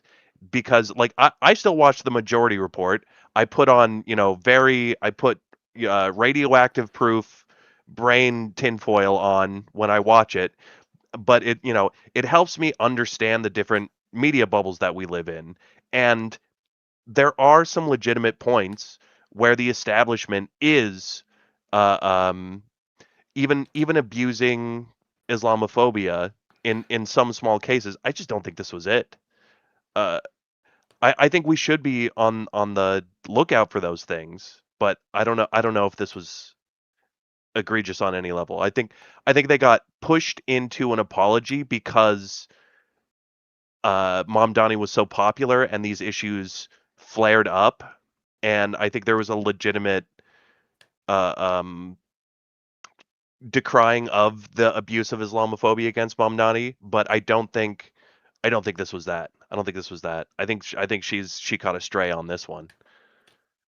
Okay, I disagree. I agree with the majority of Democratic voters on this, but her spokesman in 2025 said Senator Gillibrand misspoke in that instance. As she noted subsequently, her concern was the refusal to denounce globalized intifada rhetoric. She also highlighted that Mr. Mamdani assured her that if elected, he would protect Jews and all residents of New York City. So did she misspeak or not? Because you're saying she did not misspeak. When did Hey, I I say sent misspeak? Kyle. I sent you a DM. Can we pull that up? I want to. Sure. I want to talk to Jolo about this one. Very good. Pull it up. And okay, so it seems to be a video. I will. Well, the share tweet my screen. specifically about the video. This is from Jolo. Oh, okay. Very well. Yeah. Oh boy. So sharing screen. Haley Stevens might be racist. Oh my God, Jolo, what are you doing here? Yeah, what is this? Yeah, this was a good one. It was funny. Haley Stevens Oh, it's versus funny? Abdul El Said is Yeah, heating it up is- in it actually Michigan. really I was funny, yeah. quote. I was proud to work with Obama end quote. And you're sharing this TikTok of some sort, or maybe I don't know what is this, right? Like a thing. Can we watch it real quick? Can we see what you say? Sure. Let's. Oh, right. Oh, God bless America. Yeah. I am. We're a not real an show, which is why we have X- Twitter installed. Oh, can we not see it? Hey, I don't know if there's gonna share any sensitive information, but I'm gonna stop streaming just in case, so Makes I can log sense. in. Type your password out. You won't, pussy. I would if it was just North. Shout out to North, but he actually saw me accidentally stream my credit card info once, and I haven't seen any purchases from California, so I can only assume that that's because he's an ethical North is an gentleman. honest man. That's a real G right there. Oh, for Christ! It wants me to enter a code. Okay. Regardless, right? Did you call Haley Stevens a racist? And what was? Let's just No, ask it's him. You're here. you have to watch the full video to understand it. Right. Oh no. Of course we do. James, The do you by context for chance Whick. happen No, it actually here? is, yeah. It's the point of the video, yeah. Because I gave her credit in the video. Okay, I guess we'll find out. If anybody else happens to have a Twitter account, I can. Do stream you it. want me to stream it? Stream it for his that money. Yeah. that might be faster than God bless than America. me setting all that up. Okay, Thank you, hold Patriot. on. You guys see it? Yep. Okay, ready for me to go through them? It's about a minute long, minute and a half. Let's watch. Bro, Haley Stevens might be racist. That's right. Haley at her events, she sees a bunch of white people, she sees a black person, she's like, hey, you, I worked with Obama, vote for me. Wait, you people do like Obama, right? I'm gonna walk up to random black people and be like, hey, you know, I supported Barack Obama. Fist bump, buddy. Everywhere I have gone in Michigan, I have taken the time to visit a minority-owned business. I'm so happy to be around all of my minorities in this minority-owned business. This is not how normal people talk. I've seen Haley Stevens sound pretty good sometimes, but her consultants right now, and she only listens to consultants. It's really bad. She's talking about Abdul Asayed's podcast, his podcasting career. There are much better things to hit about his career than his podcasting. And she's going around like, Barack Obama endorses me, Gretchen Whitmer endorses me. Her answers to questions are who endorses her. Stand on your own business. Stand on yourself, Haley. Be confident. You are talking about minority When did she ever groups say Barack as if Obama they are endorsed data her, huh? points in your electoral Curious. math. And that is true. Campaigns look at it that way. Consultants look at it that way. But that's why Haley Stevens' campaign is not connecting. I think Mallory McMorrow had a better campaign. Too bad she dropped out pretty early. But, like, you know, it is what it is in Michigan right now. Abdullah Sayed is up by, like, 10 or 15 points, unless if there's a big shift at the end of the That was race. supposed to. His betting odds are at, like, 95% chance for him to win. But let me know your thoughts in the comments. Please drop a like, repost this video, and follow my page for more. I got some likes. I'm not gonna leave them in your comments, not some likes. I got some thoughts, but I'm not gonna leave them in your comments, man. I'll just direct you. This calling her racist because she's proud of her work with Obama, or that she's trying to include minority communities in her campaign, and then lying about her saying that Obama endorsed her. I feel that this is just a fundamentally dishonest way of like. This is just like pure internet autism too, because obviously at the end it's just like tongue in cheek, like, oh, this person endorsed me, this person supports me. Yeah, I don't know. Are thought it you was saying kinda I'm being funny. autistic right now? I thought it was pretty funny. So it's all just jokes, right? No, it's not Doesn't all matter, just jokes, nothing but I think matter. the whole tone of the video is pretty jovial. I don't think so. I think you were doing I- serious-ish political commentary there, and you got caught lying, and you look like an idiot. I think while you are using humor, I think you are brushing over and abusing the accusation of racism to create a bigger political message there. And I don't think you're doing that, you know, intentionally The or joke is cynically. pandering, obviously. The pandering is the joke. Yeah, obviously. you're mocking their pandering. I think Hold on, were you joking about this? Were you joking that Mocking. you thought she was there's a pandering? little bit of a. Mocking. I think there's a Schrodinger's mockery joke there. about pandering. Okay. It's a yeah, joke but when it's a mockery joke, but isn't- it's not a okay. joke when you need it to be. You're the barb still sets, even though you're pretending it's just a joke. You're still setting that poisoned barb in there, and I personally am not going to say that I think you're a bad person for doing it that way.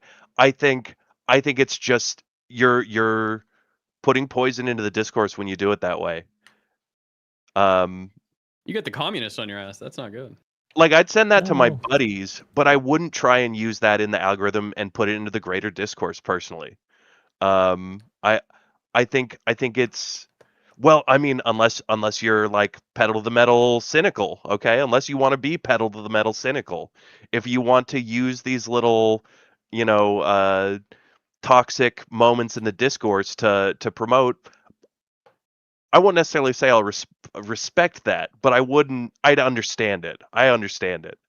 Um, I understand that in this media landscape, we have to use a little bit of rocket fuel to get things going. I just want to make sure that it's a safe rocket, okay? I want to make a safe rocket. And I think that's what Mom Donnie does. I think Mom Donnie perfectly, he elevates it without using the toxic elements of this rocket fuel style social media engagement. Um, and I think you're capable of doing that too, Jola. I think you are. I think you can do it. I thought it was a I funny think you're video. fun. I I think it stand was by a it. funny video. I I think it stand by was it. funny. Democrats But I got a think message better. I stand by it. I stand by all of I this. stand by I the stand Democrats by a have a message majority better. of Democratic voters. I stand by the idea we need to work with Democratic voters and where they're going, and they want the party to change. And you guys don't push for the party to change. And when I make jokes like this, it is mocking. It is going to be in that But I tone. don't But want us to overall, become when I give a liars. messaging advice to Haley Stevens, the overall point is Democrats need to be better. And if I'm going to shit talk a little bit and go back and forth, the shit talking is fine. And people that watch my TikTok regularly know that I'm a sarcastic asshole sometimes. And when we go through these different points, I also have videos on my channel giving Haley Stevens the most credit in the world, and Mallory McMorrow. So I have a huge balanced approach on my TikTok. If you judge a political opinion off a 60-second TikTok, then yeah, you can say it could be bad in a microcosm of that example size. But no, I stand by that post. I think it's pretty funny. Let me give you a little advice then. Don't lie in your TikToks and message and then expect people to take you seriously. I think it was funny. Look, What was the lie in I that? You can agree keep with saying you. it was Wait, funny. Hold on, if I may. What was the Because lie I in the said, TikTok? oh, Obama The endorsed me. lie was Because saying I said, Obama because I endorsed her. said, because first off, I said, oh, I worked for Obama. I worked for Obama, and then I said, I'm endorsed by this person. Yeah, it's obviously, yeah, I'm making a very serious political point in that tone. That is how she sounded in the debate. I think even Whick made a joke about that, where Abdul said about APAC, and that Haley Stevens said, I'm endorsed by. So if you want to be like, oh, that particular word wasn't correct in there, I still said working with Obama, and obviously it's a jovial tone video. And the interpretation on the ground of all the flyers, and the same way that Trump put out flyers in Pennsylvania and had voters believing that he was pro raising Social Security, increasing the payments and increasing healthcare coverage through Medicaid, the same way you could throw flyers around Michigan and have people believe that because Obama's on every single flyer on the front page and they only send that front page flyer with Obama to black voters, yeah, it's pandering. It's You can yeah, keep word and I did salading joke if about you'd that. like, but you lied in the video and it's cringe and stupid. I'm talking about actual politics. I'm talking about the point I was getting across with that video, and I know you know what that means. You just want to pin it on that point, but I'm I'm gonna just pin it trying on to you make lying sure. in the video, and your video could have been better if you didn't lie and didn't use that phrase, that trimple ass. Okay, next time I won't, in a sarcastic voice, say endorsed by Obama after I said work for Obama, and I showed the Good. clip of her saying that she worked with Obama. Good, you shouldn't. Yep. Okay. I If agree this is with gonna be you. the left, we're gonna get destroyed by MAGA. This is why you guys having this whole like No, we don't have communist to. We theory don't of have to cancel lie. running. We don't have to lie. I think not lying makes us better than MAGA and makes it more likely that we are going to win. One of the problems I'm having is I'm with you that Democrats' messaging needs to be better. It needs to change. But when we start lying, it gets worse. It doesn't get better. It becomes more MAGA-like. And one of the most insidious things about the DSA, the left, and all these people, right, coming in is they are trying to make us more like MAGA. And if I have to become MAGA to defeat MAGA, I've lost. We've lost. And we don't have to is the thing. This is a false choice. We do not have to become more like them in order to win. We don't. We can simply draw bright red lines, take a stand for something, and message it much better than we have been, and we will do much better than we are doing right now. I just think that, again, you could just say, yeah, I messed up, man. You could just say, I was lying. I'm sorry. I apologize. And we'd respect you a whole lot more. You didn't even say you're lying. Just say you made a mistake. Okay. So, gang, All right. we are looking to wrap up the main conversation in about 15 minutes for people who have sleep schedules and live on the East Coast. We will be open for call-ins if anybody would like to stick around and chat with callers. Otherwise, if you have to bounce, obviously feel free, and we appreciate you being here. With these last 15 minutes, though, I want to refocus us a little bit more on the DSA as a whole and talk about where our lines are as far as who we are willing to vote for. Where should the Democratic voters put their vote if they have a DSA candidate? Starting with you, Whick. It would depend on the office that is up for grabs. If it's like a local election or something, I here are my two bright red lines. No rapists. I won't vote for you if you rape. Okay. No commies. Okay. If you're a DSA member or something, unless it's existential like a Senate seat, I'm not voting for you. I'm just not. Mooten, how do you feel about that? I would vote for anyone who had a D next to their name for Senate. I will not endorse Francesca Hong. I wouldn't vote for Francesca Hong. My red line is somebody going on a podcast with a guy who calls for my friend's death, not only once, but twice. In the House of Representatives, it would depend on the seat and what they've exactly said, but I would say that we have some key Senate seats, like in New York, where I think we can lose a few to keep DSA members out. Jola, how do you feel about voting for a DSA candidate? I want Republicans to know that even the worst DSA candidate is better than whatever slime they put out. And also for, like, governor of Wisconsin, there's so many election voter suppression bills that can pass Wisconsin. They have a Republican House if they have a Republican governor that are going to destroy our chances to have a free and fair election in 2028. So that is not worth sacrificing for anything.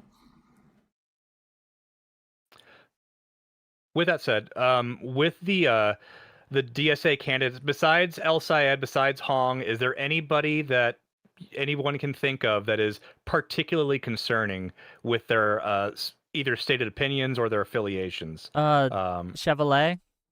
Sure. Okay. Yeah, she's the one who's There in was New one in York and has said Colorado. some. Okay. There's one in Colorado. I forget her name, but she basically, when asked about the Boulder attack, the person who used burned, threw Molotovs at Jews, basically. She really downplayed that, and I did not like her answer there, and I have real big problems with her as well. So those are the two. And to I those forget not her name. What familiar, is her name? Does anyone know in chat? You know what I'm talking about? I don't remember that. I know you're talking about. I don't remember the Colorado's name. Oh, Milat Tell me. Kuros or something. Yeah. and just for those not aware of the candidate beforehand, can you tell us what was it, Chevalier or whatever? Chevalier. Sure. I could tell you some of the reasons that I think that she's a real bad Yes. actor. She created a group, the CUAD, which stated goal is the destruction of the West, right? That is their stated goal, and she created this group. I think that she should hold some responsibility.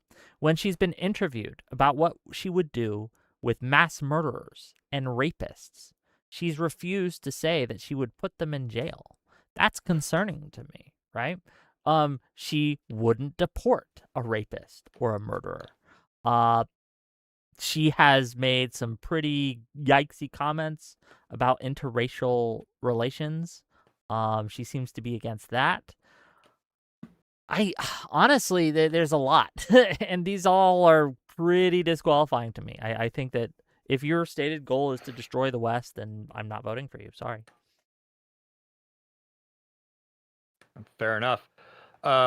Mooten, any other candidates that you're particularly concerned about right now, aside from the aforementioned? No, none come to mind, I guess, off the top of my head. Hong is the one that I am biting the bullet the hardest on, I think. Fair. Jola, I know that you're a little bit on the other side of this aspect of the conversation, but are there any other DSA candidates that you feel are too dangerous to vote for? On the fringes, Daria, Lisa, and Hong, the same answers. We'll see if Daria Lisa makes any concessions to moderate, if Zoran and AOC can get her to. So time will tell. She's going to win regardless, so I'd vote for her over the Republican. In a display of goodwill. All right, I don't think fair. she's running contested. I think it's an uncontested seat. I could be Oh, wrong. is it? Okay. Oh. She doesn't even need your goodwill. Is she She running? doesn't even this? need it. Let me see. I could be wrong on that, but well, you know what? I should check things before I say it, right? So I don't turn True. into a Jola. But let me see. God, would you check DMs? Oh, I suppose I could.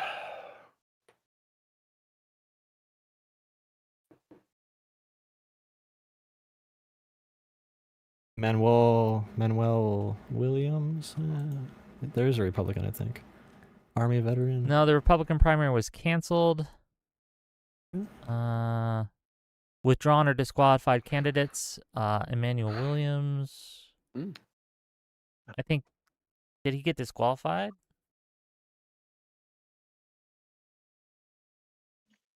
Why was he disqualified? I'm really not There's sure. a Working Families Party candidate. I don't know if they're technically running or not.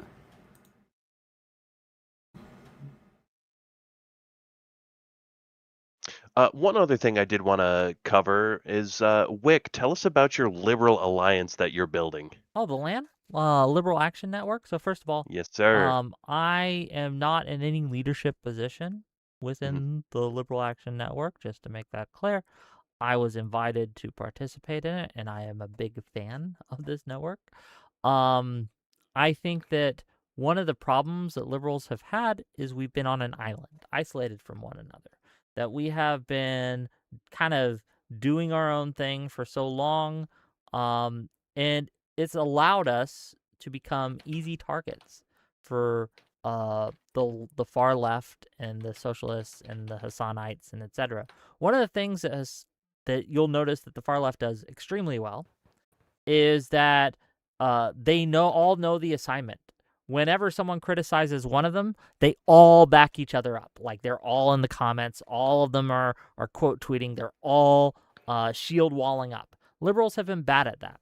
Liberal Action Network seeks to change this and allows us to work together, to coordinate a little bit better, and to make sure that we are promoting liberalism in a way that is going to protect our members and protect liberals, especially small content creators, from the sort of harassment that we've been receiving in a lot of ways. I think the tagline that they're using is together we are alone we are easy targets, together we are not. And I agree. We do this together or not at all. And yeah, it's good. It's a good program. You should sign up. Liberalaction.net. Speaking of signing up, just asking for a friend. What are the minimum requirements for entry? Be a liberal. Sorry, James. Be a liberal. Sorry about your luck. Be a liberal. Well, We I don't identify wow as the a commie liberal. subversives. Okay, sorry. Well, I'll figure out a way. I'll figure a way to justify my entrance. All right. Well, we've gotten down to the gristle here, and as much as I enjoy chewing the fat with y'all, we won't keep you much longer here. Why don't we just have some closing statements on the issue, starting with Whick? Sure. I want America to be the best nation it can possibly be. I think MAGA is a cancer upon our dear beloved nation. But not just because of what they want, but how they operate. The tactics that MAGA uses have fundamentally changed, for the worse, discourse in American politics.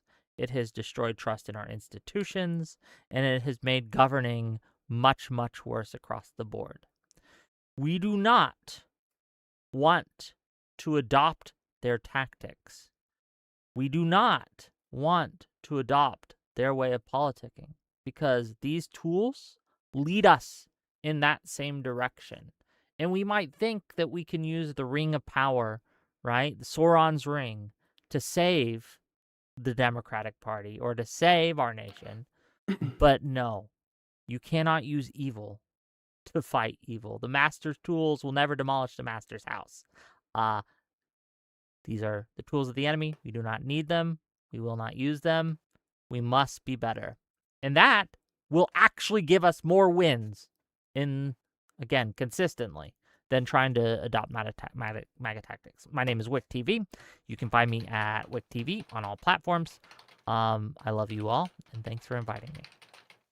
Hey, thank you, Whick. And then we'll go to Mr. Mooten. I disagree with Whick a little bit here. I think we are condemned to use the tools of our enemy to defeat them. I think we only need to use the tools against our actual enemies, not people in the left / other Democrats. I condemned Jola a lot earlier about him lying in this what I perceive as lying in a video or whatever. But I think Jola and I probably agree on like 95% of issues. Jola seems to have a good head on his shoulder, and I appreciate his insight into how we should message better as Democrats. I agree, and I hope that moderate Dems can start winning and messaging better to the average voter. Based. And last but not least, Jola, closing statements. Yeah, I will say that a big issue with a lot of these liberal types, more like Whick, I think Mootman's a lot better on this, who are going to be very insular. And I mean, if you have a comment from Gillibrand referencing Mamdani in connection to referencing jihadism or referencing the Intifada, you obviously know how that comes away to viewers, and Democratic voters saw it that way as well, and that's why Gillibrand apologized and took back her statement and clarified the next day, and that's why Kathy Hochul, governor of New York, another moderate Democrat, also said that we don't need any more like rush conclusions about race or about ethnicity or about religion, because it did come off terribly.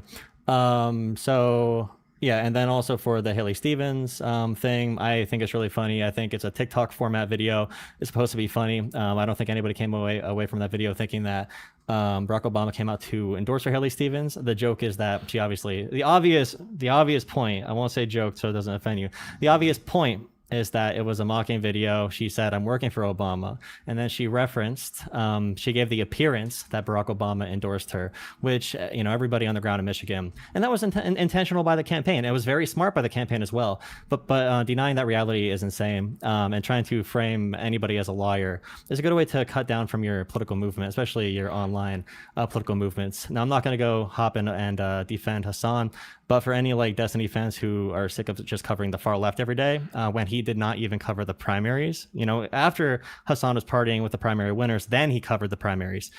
He had nothing to say about. He barely even knew who the candidates were. Then he was mad about the results. So for anybody who's going to be who's mad that he doesn't cover politics, make sure you watch our debate tomorrow, hosted by Whick, which I'm sure will be a very moderate and equal platform, unbiased. Whick will be very unbiased in the conversation. On that. Very unbiased. No, but I do appreciate all of you. And yeah, definitely looking forward to continuing this. Excellent. Well, gentlemen, thank you all for joining us tonight. We really appreciate it. And hopefully to anybody watching, this was informative and useful for determining where you stand, or at the very least, supporting hopefully at least had a good time.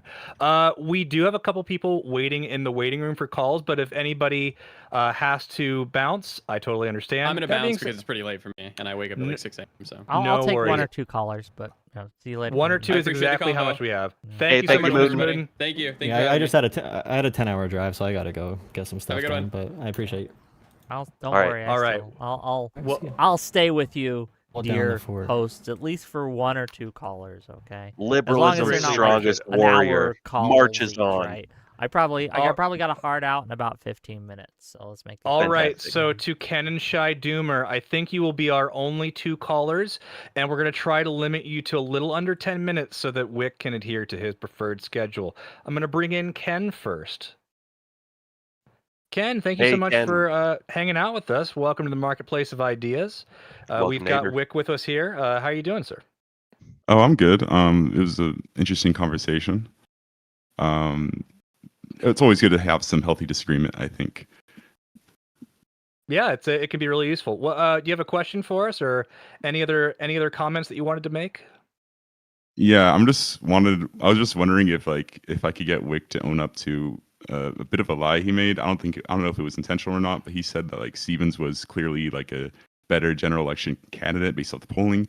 But if you look at the actual polling, if you look at the New York Times list of general election polls, it's pretty ambiguous. Like the last credible poll was in January by Emerson College, which did show Stevens up doing better than El Sayed. But since then, there's been like so many different polls, and like some say El Sayed does better, and some say Stevens does better. So it's really inaccurate to say like she's clearly a better general election candidate based off the polling. So I'll bring it up for you, but the latest three polls that I've seen, the three latest polls that I've seen regarding the general election between Haley and El Sayed, there's a one where El Sayed is down by 5 points, Before I just guess, let me just bring them up. Hold on, let me get It's it. like yeah, he's down by 3 and Stevens is up by 2 in the Yeah, that's a latest 5-point difference. Yeah, That's a substantive difference. And I would say that if it was like a major pollster like Emerson or something, and even then it's like a one-off poll. It's like hard to say, like, just based on that, or if it was like a bigger difference. I'll say the same thing, man. Stevens. Why do you think that they changed it from lean D to toss up in the aggregates when El Said won? Why? Yeah, why? I don't know. You have to look into the models. I mean, it's not really. There hasn't been any like polling since then, really, to like say who's better. Like not enough to say, really. That's my argument, basically. Okay, so if you just have one poll where one candidate's up by 3 and others down by 2, that's not enough. Like if you look at the margin of error as well, I wouldn't be surprised if they're both within the margin of error of victory. Like usually these polls will have like plus like 3 margin of error. Yeah, but you're just leaving out a poll, man. You're just I'm not leaving out a the poll. one where that's not Rogers is leaving out a poll. So yes, if you discount the one that obviously proves you wrong. Yeah, there's just I'm just saying there's one poll. There's also El Sayed up by 5 as well, and Stevens down by 1, and or Stevens even. I mean, sorry, I'm just saying it's inaccurate to say any candidate is like a clear better general election candidate. That's not. No, that's not true. Right? We see you use other arguments. You use other arguments to say he's polling, and we see that in the averages, El Said performed worse against Rogers than Stevens performed against Rogers. That's just a true statement. In the polling average, yeah, yes. that is true. That is a true statement. So that is the metric that I'm using to show that she's a better.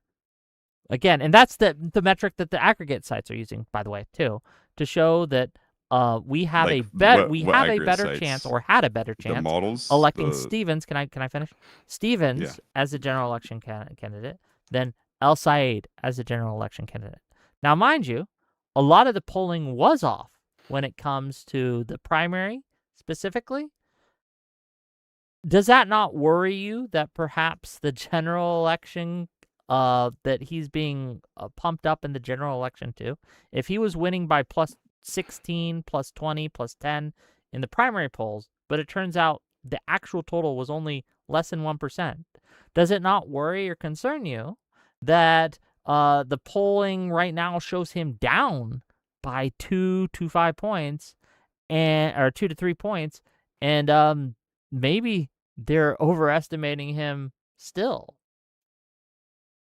Wait, sorry, what's your argument exactly? That you're saying that because the polling was off in the primary, that means that the polling could be down by 10 in the general. Is that what you're saying? I'm saying that the polling seems to have overestimated him in the primary. Are you not worried that it perhaps is overestimating him in the general as well? Yeah, sure, I'd be worried about that, but I wouldn't say that you could extrapolate from a polling miss in a primary to a polling miss in a general. Yeah, exactly. But, that's what however, when you have a clear bias in one direction because of the electorate that the polling places are choosing, it shows that they have a miss in that electorate, and they are missing on behalf of El Said, intentionally or not. I can think it's perfectly reasonable to worry that they might be missing in the same direction on the general. And even with that being the case, right, he's still losing in the general. And that can change. I hope it does. Yeah, but my problem is less. Just to address you real quick, to come in saying I was lying about that, are you going to apologize to me for calling me a liar? No, because you're not understanding the point I'm making. The problem I have isn't saying that he's down in the average. That's just like an accurate statement. The problem is using that argument to say he's clearly a worse general election candidate when you need more polling than just like 3 weird polls, and like half of them are ambiguous to say which one's like a clearly better candidate. Like you need more than that just to say that. Like if Emerson was like in July or June, then yeah, you could say that, but it's not. And since there hasn't been any like really reputable polling, and there usually isn't, by the way, with general election polls before the actual nominees are there. I think So yeah, using polling is the traditional method that people use to determine yes, whether or not someone's going to be it strong in is. a general election or weak in a general election. Yes, And so it to is. say Yes. that I need more, I don't think I Yeah, you do. do. You need more polling. That's the problem. You can't say based off this evidence that The polling that she's we clearly a better have candidate. seems to suggest that he would be a worse candidate in the general, and I stand by that statement. All right. Ken, if you could make your final thoughts on this issue before we wrap up this call. We are pressed On the for time, polling, so. yeah, I would just say take polls with a grain of salt, like look at the margin of error. And I would say, unless there's like a very clear trend in saying which candidate's better than the other in polling, don't just say like, oh, that's 3 polls, we're saying this candidate's better, and it's within the margin of error, by the way. That doesn't automatically mean that that's an all be all. You have to have like more data than that. How many you need? You need 4 polls? 5? 6? More than this. I'm not sure exactly how many, but like, I mean, if these were like 3 Emerson polls and it was like Stevens up by 5 and LCA down by 2 in all of them, then yeah. And if there's like some consistency, then yeah. But there isn't really consistency here. And you can pull it up on stream later. You can look through it and see what I'm talking about. But yeah. All right. We're going to bring this call to a close. Ken, thank you so much for calling in. And Whick, we have a tradition here on the Marketplace of Ideas where we ask our guest to reward a certain amount of our fake currency grift coin, depending on how you felt they were as a caller. And you can use whatever metric you want. Bro called me a liar and I was gonna say that I wasn't lying. He gets nothing. He gets nothing from me. Nothing. I'm afraid that is going to stand, Ken, but we still really appreciate you calling in and hanging with us for a few minutes. If you want Grift Coin, you'll have to watch next week. I'm sorry. All right. And No you'll problem. have to call it again. All right. We appreciate you. Thank you, Ken. See ya. Thank you. All right. And then the Shy Doomer has been waiting patiently, so we're going to bring in the Shy Doomer. Hey Shy neighbor. Doomer. Welcome to the Marketplace of Ideas. How you doing tonight? Pretty good. How are you? Doing great. Doing all right. Good to have you back. What do you have for us tonight? You have a question for Whick? Yeah. Yeah. Do you believe that right now we are in like a rise of like an authoritarian movement, or at least at most a fascist movement from the right? I think we're in the rise of a authoritarian populist movement across the board. Okay. Do you think that movement is bad and harmful? Yes.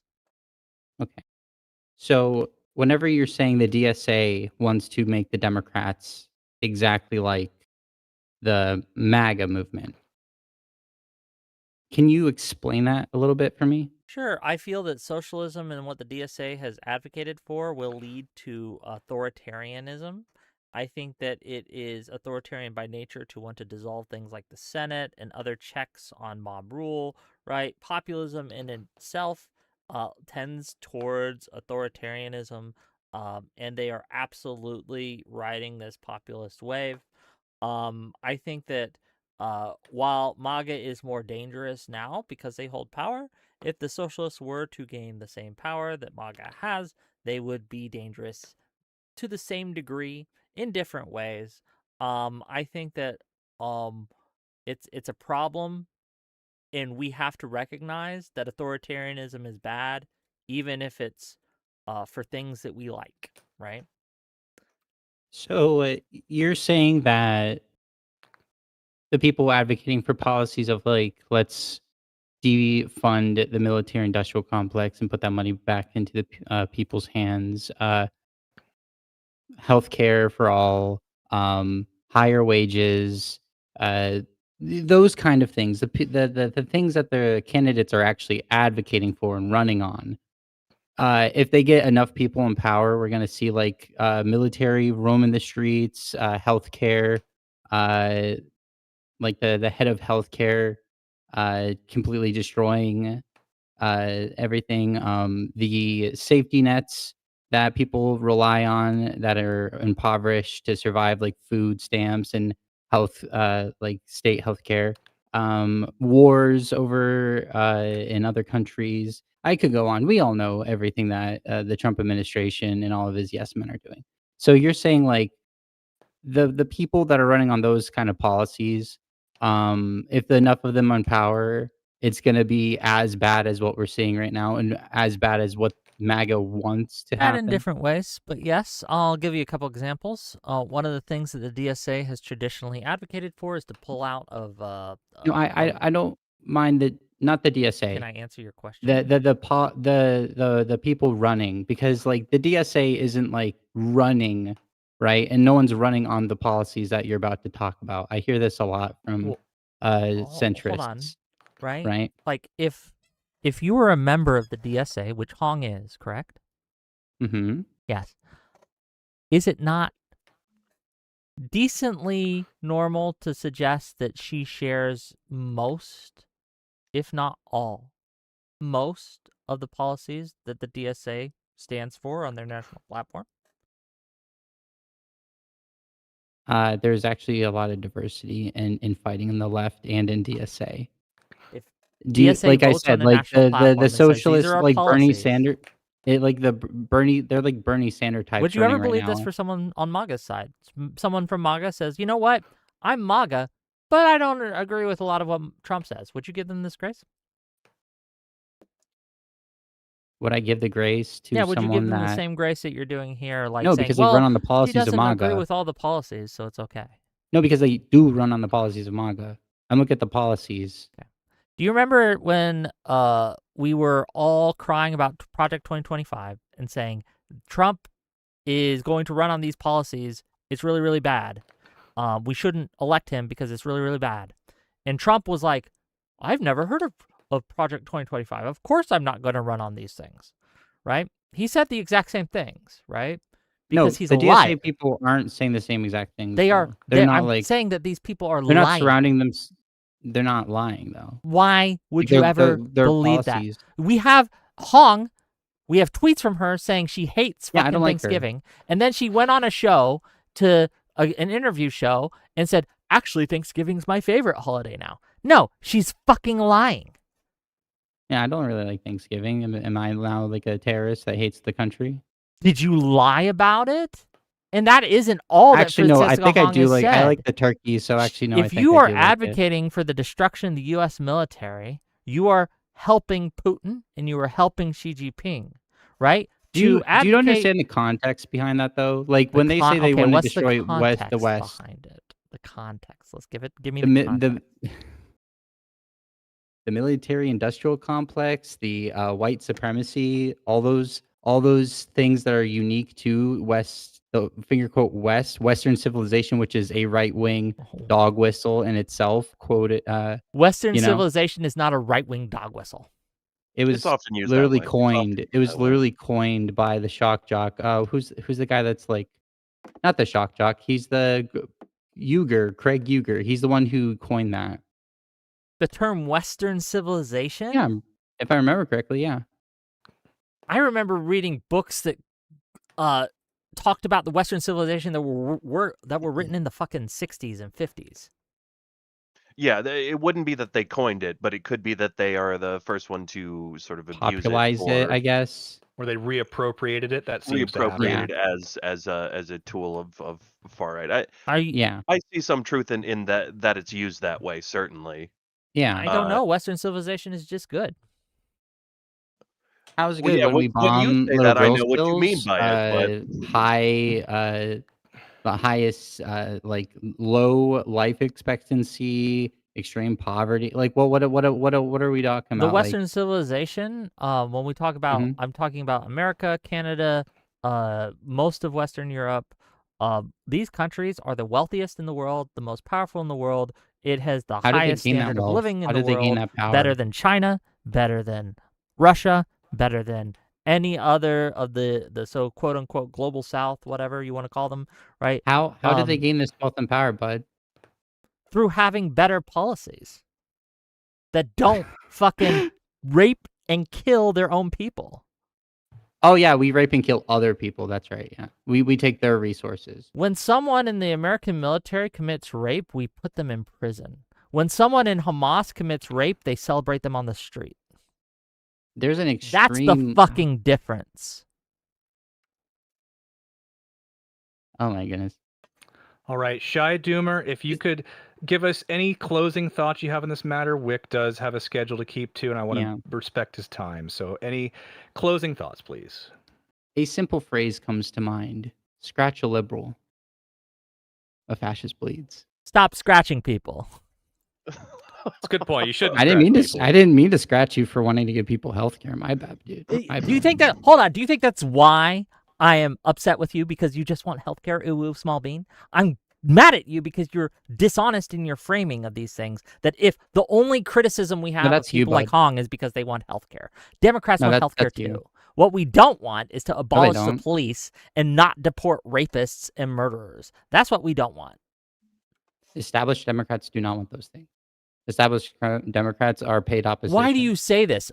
The establishment Democrats got us some of the best healthcare systems we have in the Affordable Care Act, which improved healthcare in America by leaps and bounds, giving Yeah, they healthcare do to millions Band-Aids. of They're Americans that paid did not have opposition. healthcare. They give little Band-Aids as more and more wealth goes to the top. Yeah. They ease the pain. I don't care if if wealth goes to the top as long as I'm You don't getting care my that needs we met. are that the wealth gap is higher than like the feudal era or like Envy the, isn't a good look. It's not envy. It's It is literally envy. hurting Everyone people, is bud. getting richer. I'm getting richer. I'm not getting You're getting richer. richer. You are. I promise you that the average American today is richer than the average American was 50 years ago. I promise you the cost of food alone is making things a little bit more tighter. I mean, we're kind of talking about two different things. Like over a scale of time, generation to generation, Americans are doing far better than they used to. It's hard to get a sense of that when you're in the moment. You're having trouble affording food, but it would still be easier to get food now as a poor person than it would have been several generations ago. Would you agree with that, Shy Doomer? No, they cut the food stamps. Okay. He just doesn't. I got removed off of food stamps. Well, what do you mean? You're right, but I mean, like, okay, we're a little bit over time. I'm sure we could keep going, but for the sake of sleep schedules, I want to cut us off here a little early. I know, but it's for the best. That being said, Wick, despite the contention, is there any amount of grift coin that zero? He gets zero. Sorry, Shy Doomer. Yep. He rather be mad at the left and mimic the right wing talking points than actually unite in a time the of right wing peril. talking points like America good actually and Ukraine based actually. The right As it wing is talking now, points. Ooh, it could be a lot scary, better. scary right wing talking points wanting to be a strong Pax Americana that protects its people. Scary stuff wanting to destroy terrorists. Ooh, All right wing calm down, talking points. Molly. You see how Calm annoying down. that is? You see how annoying that is when I don't honestly engage with your points and I just say, "Oh, I just want free healthcare," and you're mad at me for free healthcare. You understand how No, that's literally fucking what I stupid? advocate for and the policies that I support these elections because of. I like their policies. Alrighty. Well, Shy Doomer, Bye. unfortunately, no grift coin tonight, but we appreciate you calling in. We hope to hear from you in the future. We thank you so much. Adios, amigos. All right. Have a Later, good buddy. night. Wow, And- cultural appropriation. Okay, using Spanish when that guy was not Spanish. Okay. It was yeah. She does not appear to be Hispanic. Oh, she is it and a she? I'm not sure. She. she is a she. Yes. She. Fair enough. Indeed. With that said, unfortunately, no grift coin awarded to our caller tonight, but hopefully next time. Wick, thank you so much for sticking around with us for a little bit and letting us ride your coattails for just a few minutes longer. We hope to have you back at some point in the future, and yeah, it was. I had fun. I enjoyed it. Okay. Thanks for coming on, neighbor. Okay, gang, we're not done yet. I have a couple thoughts before we end. Give me 1 second. Oh, let me get rid of that. Couple thoughts before we end. And I need to read your super chats, and then we'll get out of here.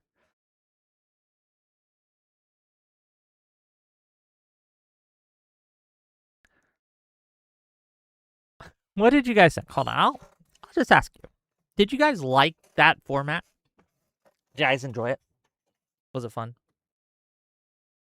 I felt bad because Jolo was outnumbered. But I felt less bad when he started just lying. I don't know. Why do people do that? Like, easily fact check things. And look, we all get things wrong on occasion, and that's fine. I get things wrong. But when you are confronted with, hey, you got this wrong, you should be like, oh, and either correct it by saying, well, yes, this is wrong, but my main point still stands, right? You can do that. That's perfectly fine. Or, ooh, I was wrong, and my main point is affected by this. I'm sorry, and I'm going to adjust. Like, either way is fine to do. You guys, Van Setu says you did a good job, even if I have slight disagreements with you. The podcast host seemed really good. Wow, look, I didn't even check how many of you were there. Like, why are there 600 people here right now? I didn't. You guys, this is what you tune in for, right? I have banger after banger, and this, and then I get like 200 viewers, and then this is what you guys come for the 600 to 700 viewers. Fair enough. Fair enough. We got some great shows coming up. Before I get to Super Chats, tomorrow I'm going to be moderating a debate between Jola Politics and Destiny. Destiny has called him a op. And so I'm going to allow Destiny to back up those claims. It should be fun. We'll see how it goes. Wednesday's going to be great as well. Wednesday, we're going to get to an old-fashioned 2v2 debate. Tashika and Hunter Dunn, people who are new to my platform, but doing very well. Hunter Dunn's been on Jubilee a bunch.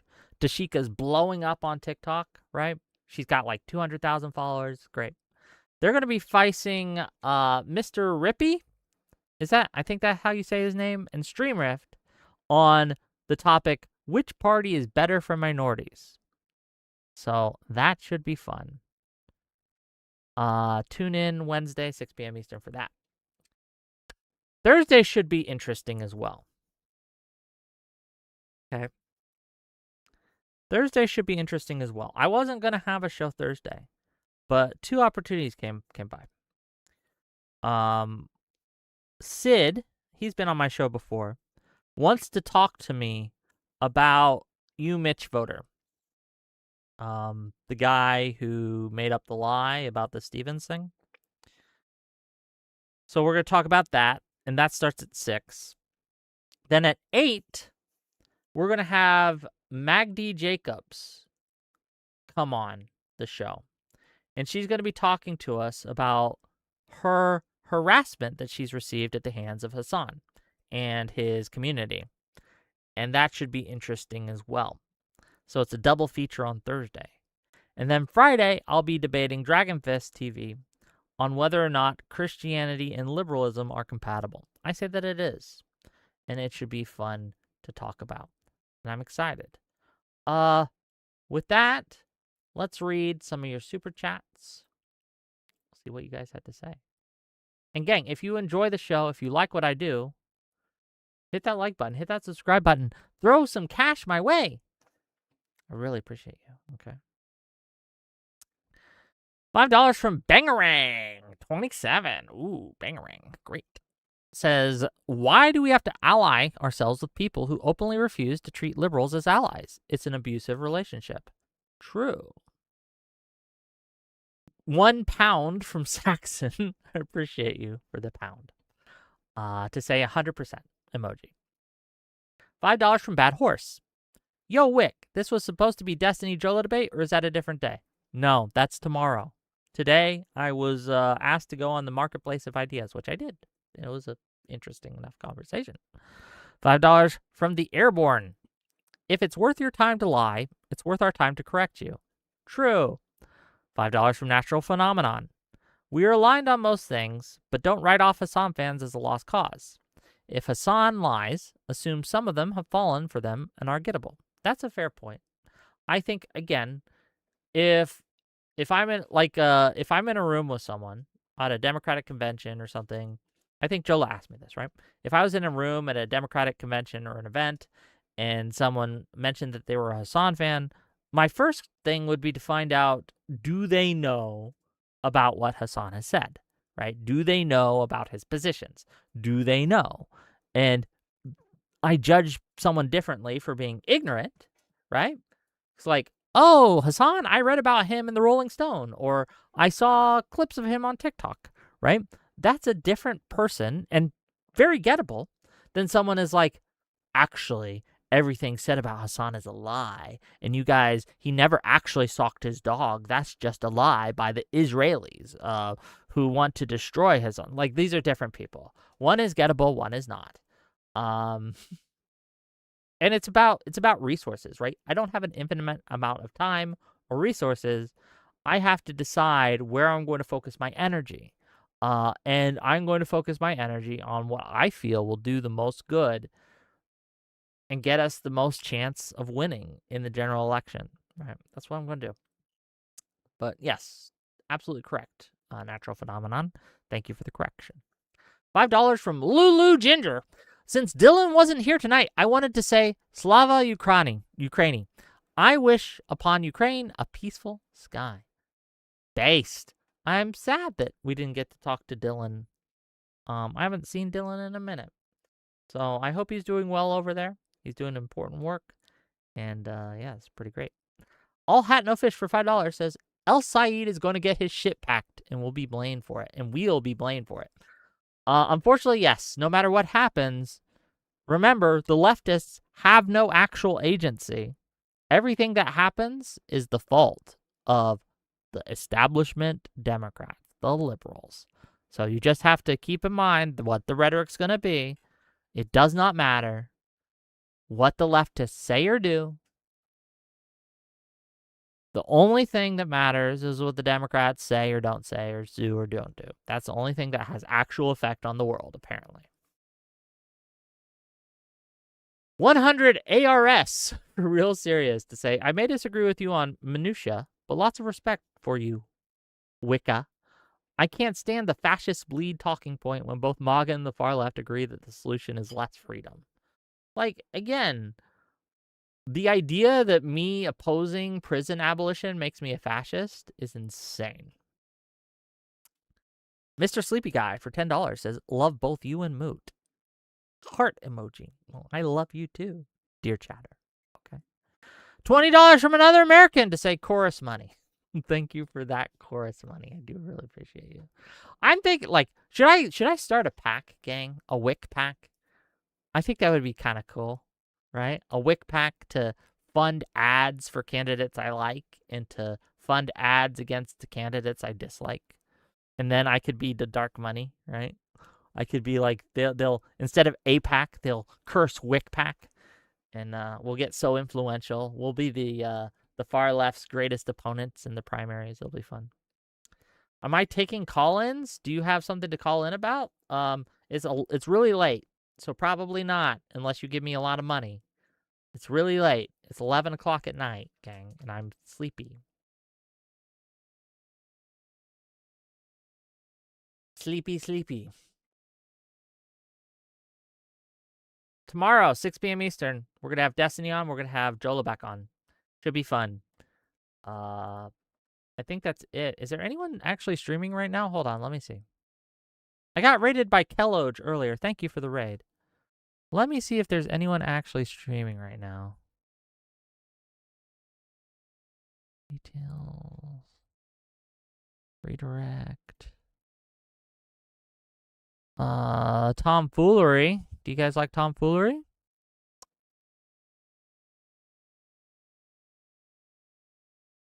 We can go say hi to tomfoolery. Here, yeah, we'll do that. Even though we beat him at that debate the other night, we can beat him again. $5 from Chip Chaser to say, I just want to be clear, Intifada, uprising resistance, doesn't mean jihad, but a globalized Intifada, uprising against what exactly on a global scale? Like, look, in the context of after October 7th, when people talked about Intifada, what obviously came to mind was the intifadas, both of them, in Israel and Palestine. And the second intifada especially was horrifically violent, with hundreds of suicide bombers blowing themselves up to kill men, women, and children on school buses, in marketplaces, etc. Right? And that is obviously the context which people were hearing it. Kirsten Gillibrand was just correct. I have problems with Gillibrand. I don't like how she treated Mr. Al Franken. I thought she was very unfair to him. But no, those statements that we read or heard her say on that talk show, she said nothing that's worth apologizing for. And honestly, I think kind of less of her for apologizing for that. These were just perfectly okay things to say. If there was something outside of that clip that she said, I can't speak to that, right? I could change my mind. But yeah, I don't know. Okay. I love you guys. I'll see you tomorrow.